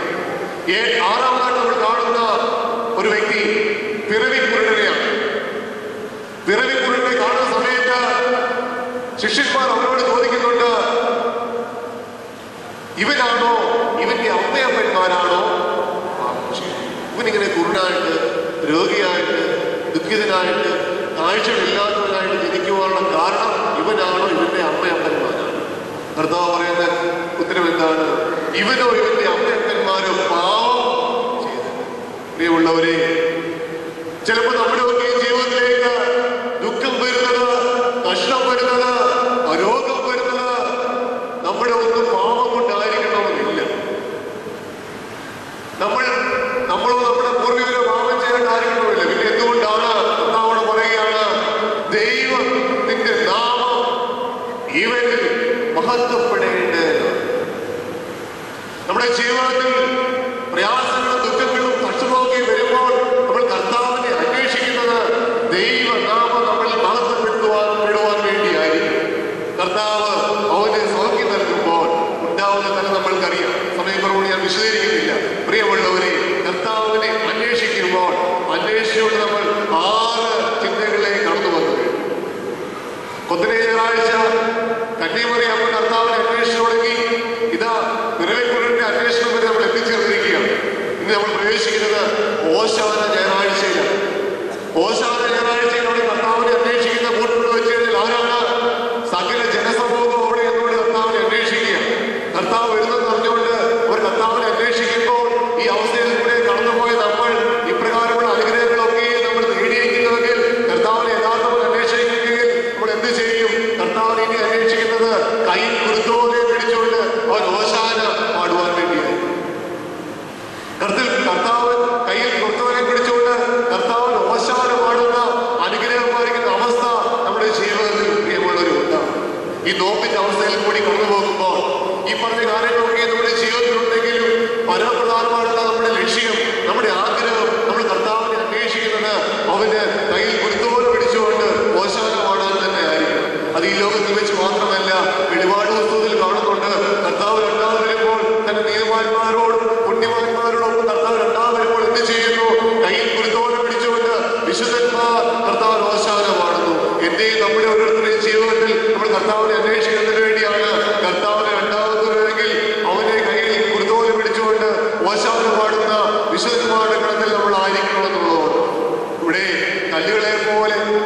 കർത്താവിനെ ദുഷിക്കുന്നവരെ പോലെ ആയിത്തീരുന്നത്.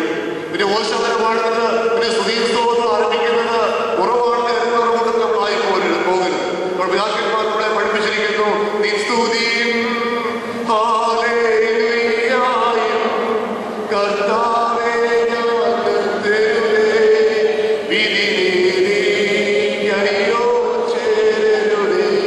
കർത്താവേ നിന്റെ സ്തുതിയും സ്തോത്രവും മുടക്കിക്കളയുന്നവർ കൂടുതൽ ആയിത്തീരുന്നു. പിന്നെയോ യഥാർത്ഥമായിട്ട് സ്തുതിയും സ്തോത്രം അർപ്പിക്കുന്ന മക്കളായിട്ട്, നിനക്ക് ഓശാന പാടുന്ന മക്കളായിട്ട് ഞാൻ ആയിത്തീരണം. അതിനുവേണ്ടി ആയിരിക്കണം ഞാൻ കർത്താവിനെ അന്വേഷിക്കുന്നു.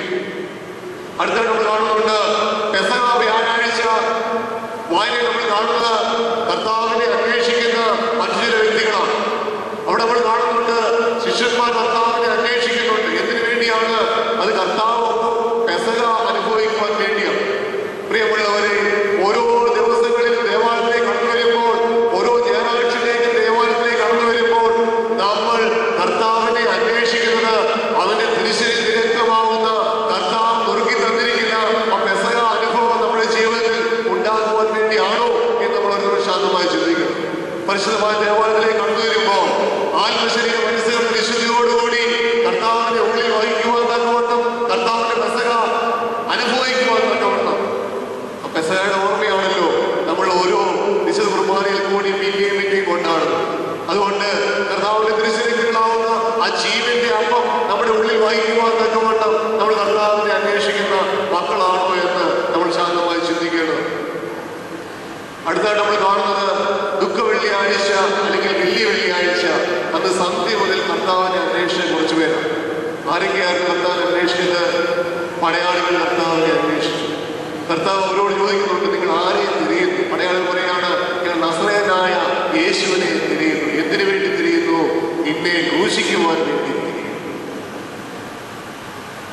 നിന്നെ അടിക്കുവാൻ വേണ്ടി തിരിയുന്നു, നിന്നെ തുപ്പുവാൻ വേണ്ടി തിരിയുന്നു, നിന്നെ ദ്രോഹിക്കുവാൻ വേണ്ടി നിന്നെ തിരിയുന്നു, നിന്നെ അന്വേഷിക്കുന്നു.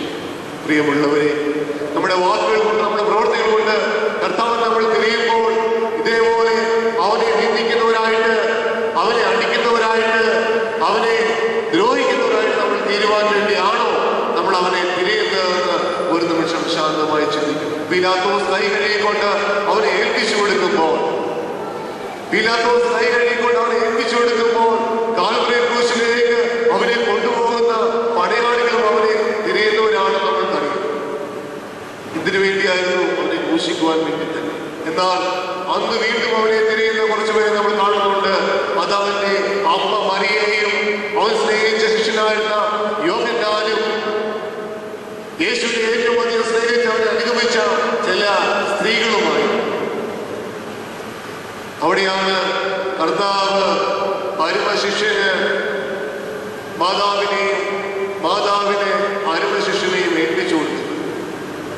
പ്രിയമുള്ളവരെ, കരുതുന്ന ദൈവത്തിന്റെ സ്നേഹം കാൽവരി ക്രൂശിന്റെ ചൂടിൽ പോലും അനുഭവിക്കുവാൻ തക്കവണ്ണം, ആ ചൂട് വരെ കടന്നു ചെല്ലുവാൻ തക്കവണ്ണം, ആ പീഡയുടെ അനുഭവം എന്ത് തന്നെയായാലും അത് ഞാൻ തോൽക്കുന്നാട് ചൂടിൽ വരെ കണ്ടാലും അവിടെ വരെ സകല അനുഭവിച്ചുകൊണ്ട് ചെല്ലുവാൻ ഞാൻ തയ്യാറാണെന്ന് പറഞ്ഞുകൊണ്ട് അവിടെ വരെ കടന്നു ചെല്ലുവാൻ കൂടെ കർത്താവിനെ അന്വേഷിക്കുന്ന മക്കളായിട്ട് നമ്മൾ തീരുമെങ്കിൽ ഇതാ അധികാരത്തിൽ നമ്മൾ വീണ്ടും കർത്താവിനെ അന്വേഷിക്കും. അന്വേഷണം ഉയർപ്പിന്റെ ദിവസം രാവിലെ മക്കളെക്കാലത്ത് മറിയ നടത്തുന്ന അന്വേഷണം. കർത്താവിനെ ക്രൂശിച്ചതായിട്ട് തോന്നുന്നു. അവനെ കണ്ടില്ല. അവനെ വെച്ച് കല്ലറയിച്ച് ഓടിച്ചു നോക്കുമ്പോൾ അവിടെ കല്ലറയാണ്. മക്കളെക്കാലത്ത് മറിയ അത് ഉയർപ്പിന്റെ ദിവസം നിന്നുകൊണ്ട് ചോദിക്കുന്നു. 10 ചിന്തകൾ ഇപ്പോൾ നമ്മൾ വെച്ച് കഴിഞ്ഞു. ഇനി 10 ദിവസങ്ങൾ നമ്മുടെ മുമ്പിലുണ്ട്. പറയുകയാണ്, അധികാരത്തെ ഞാൻ നിന്നെ അന്വേഷിക്കും.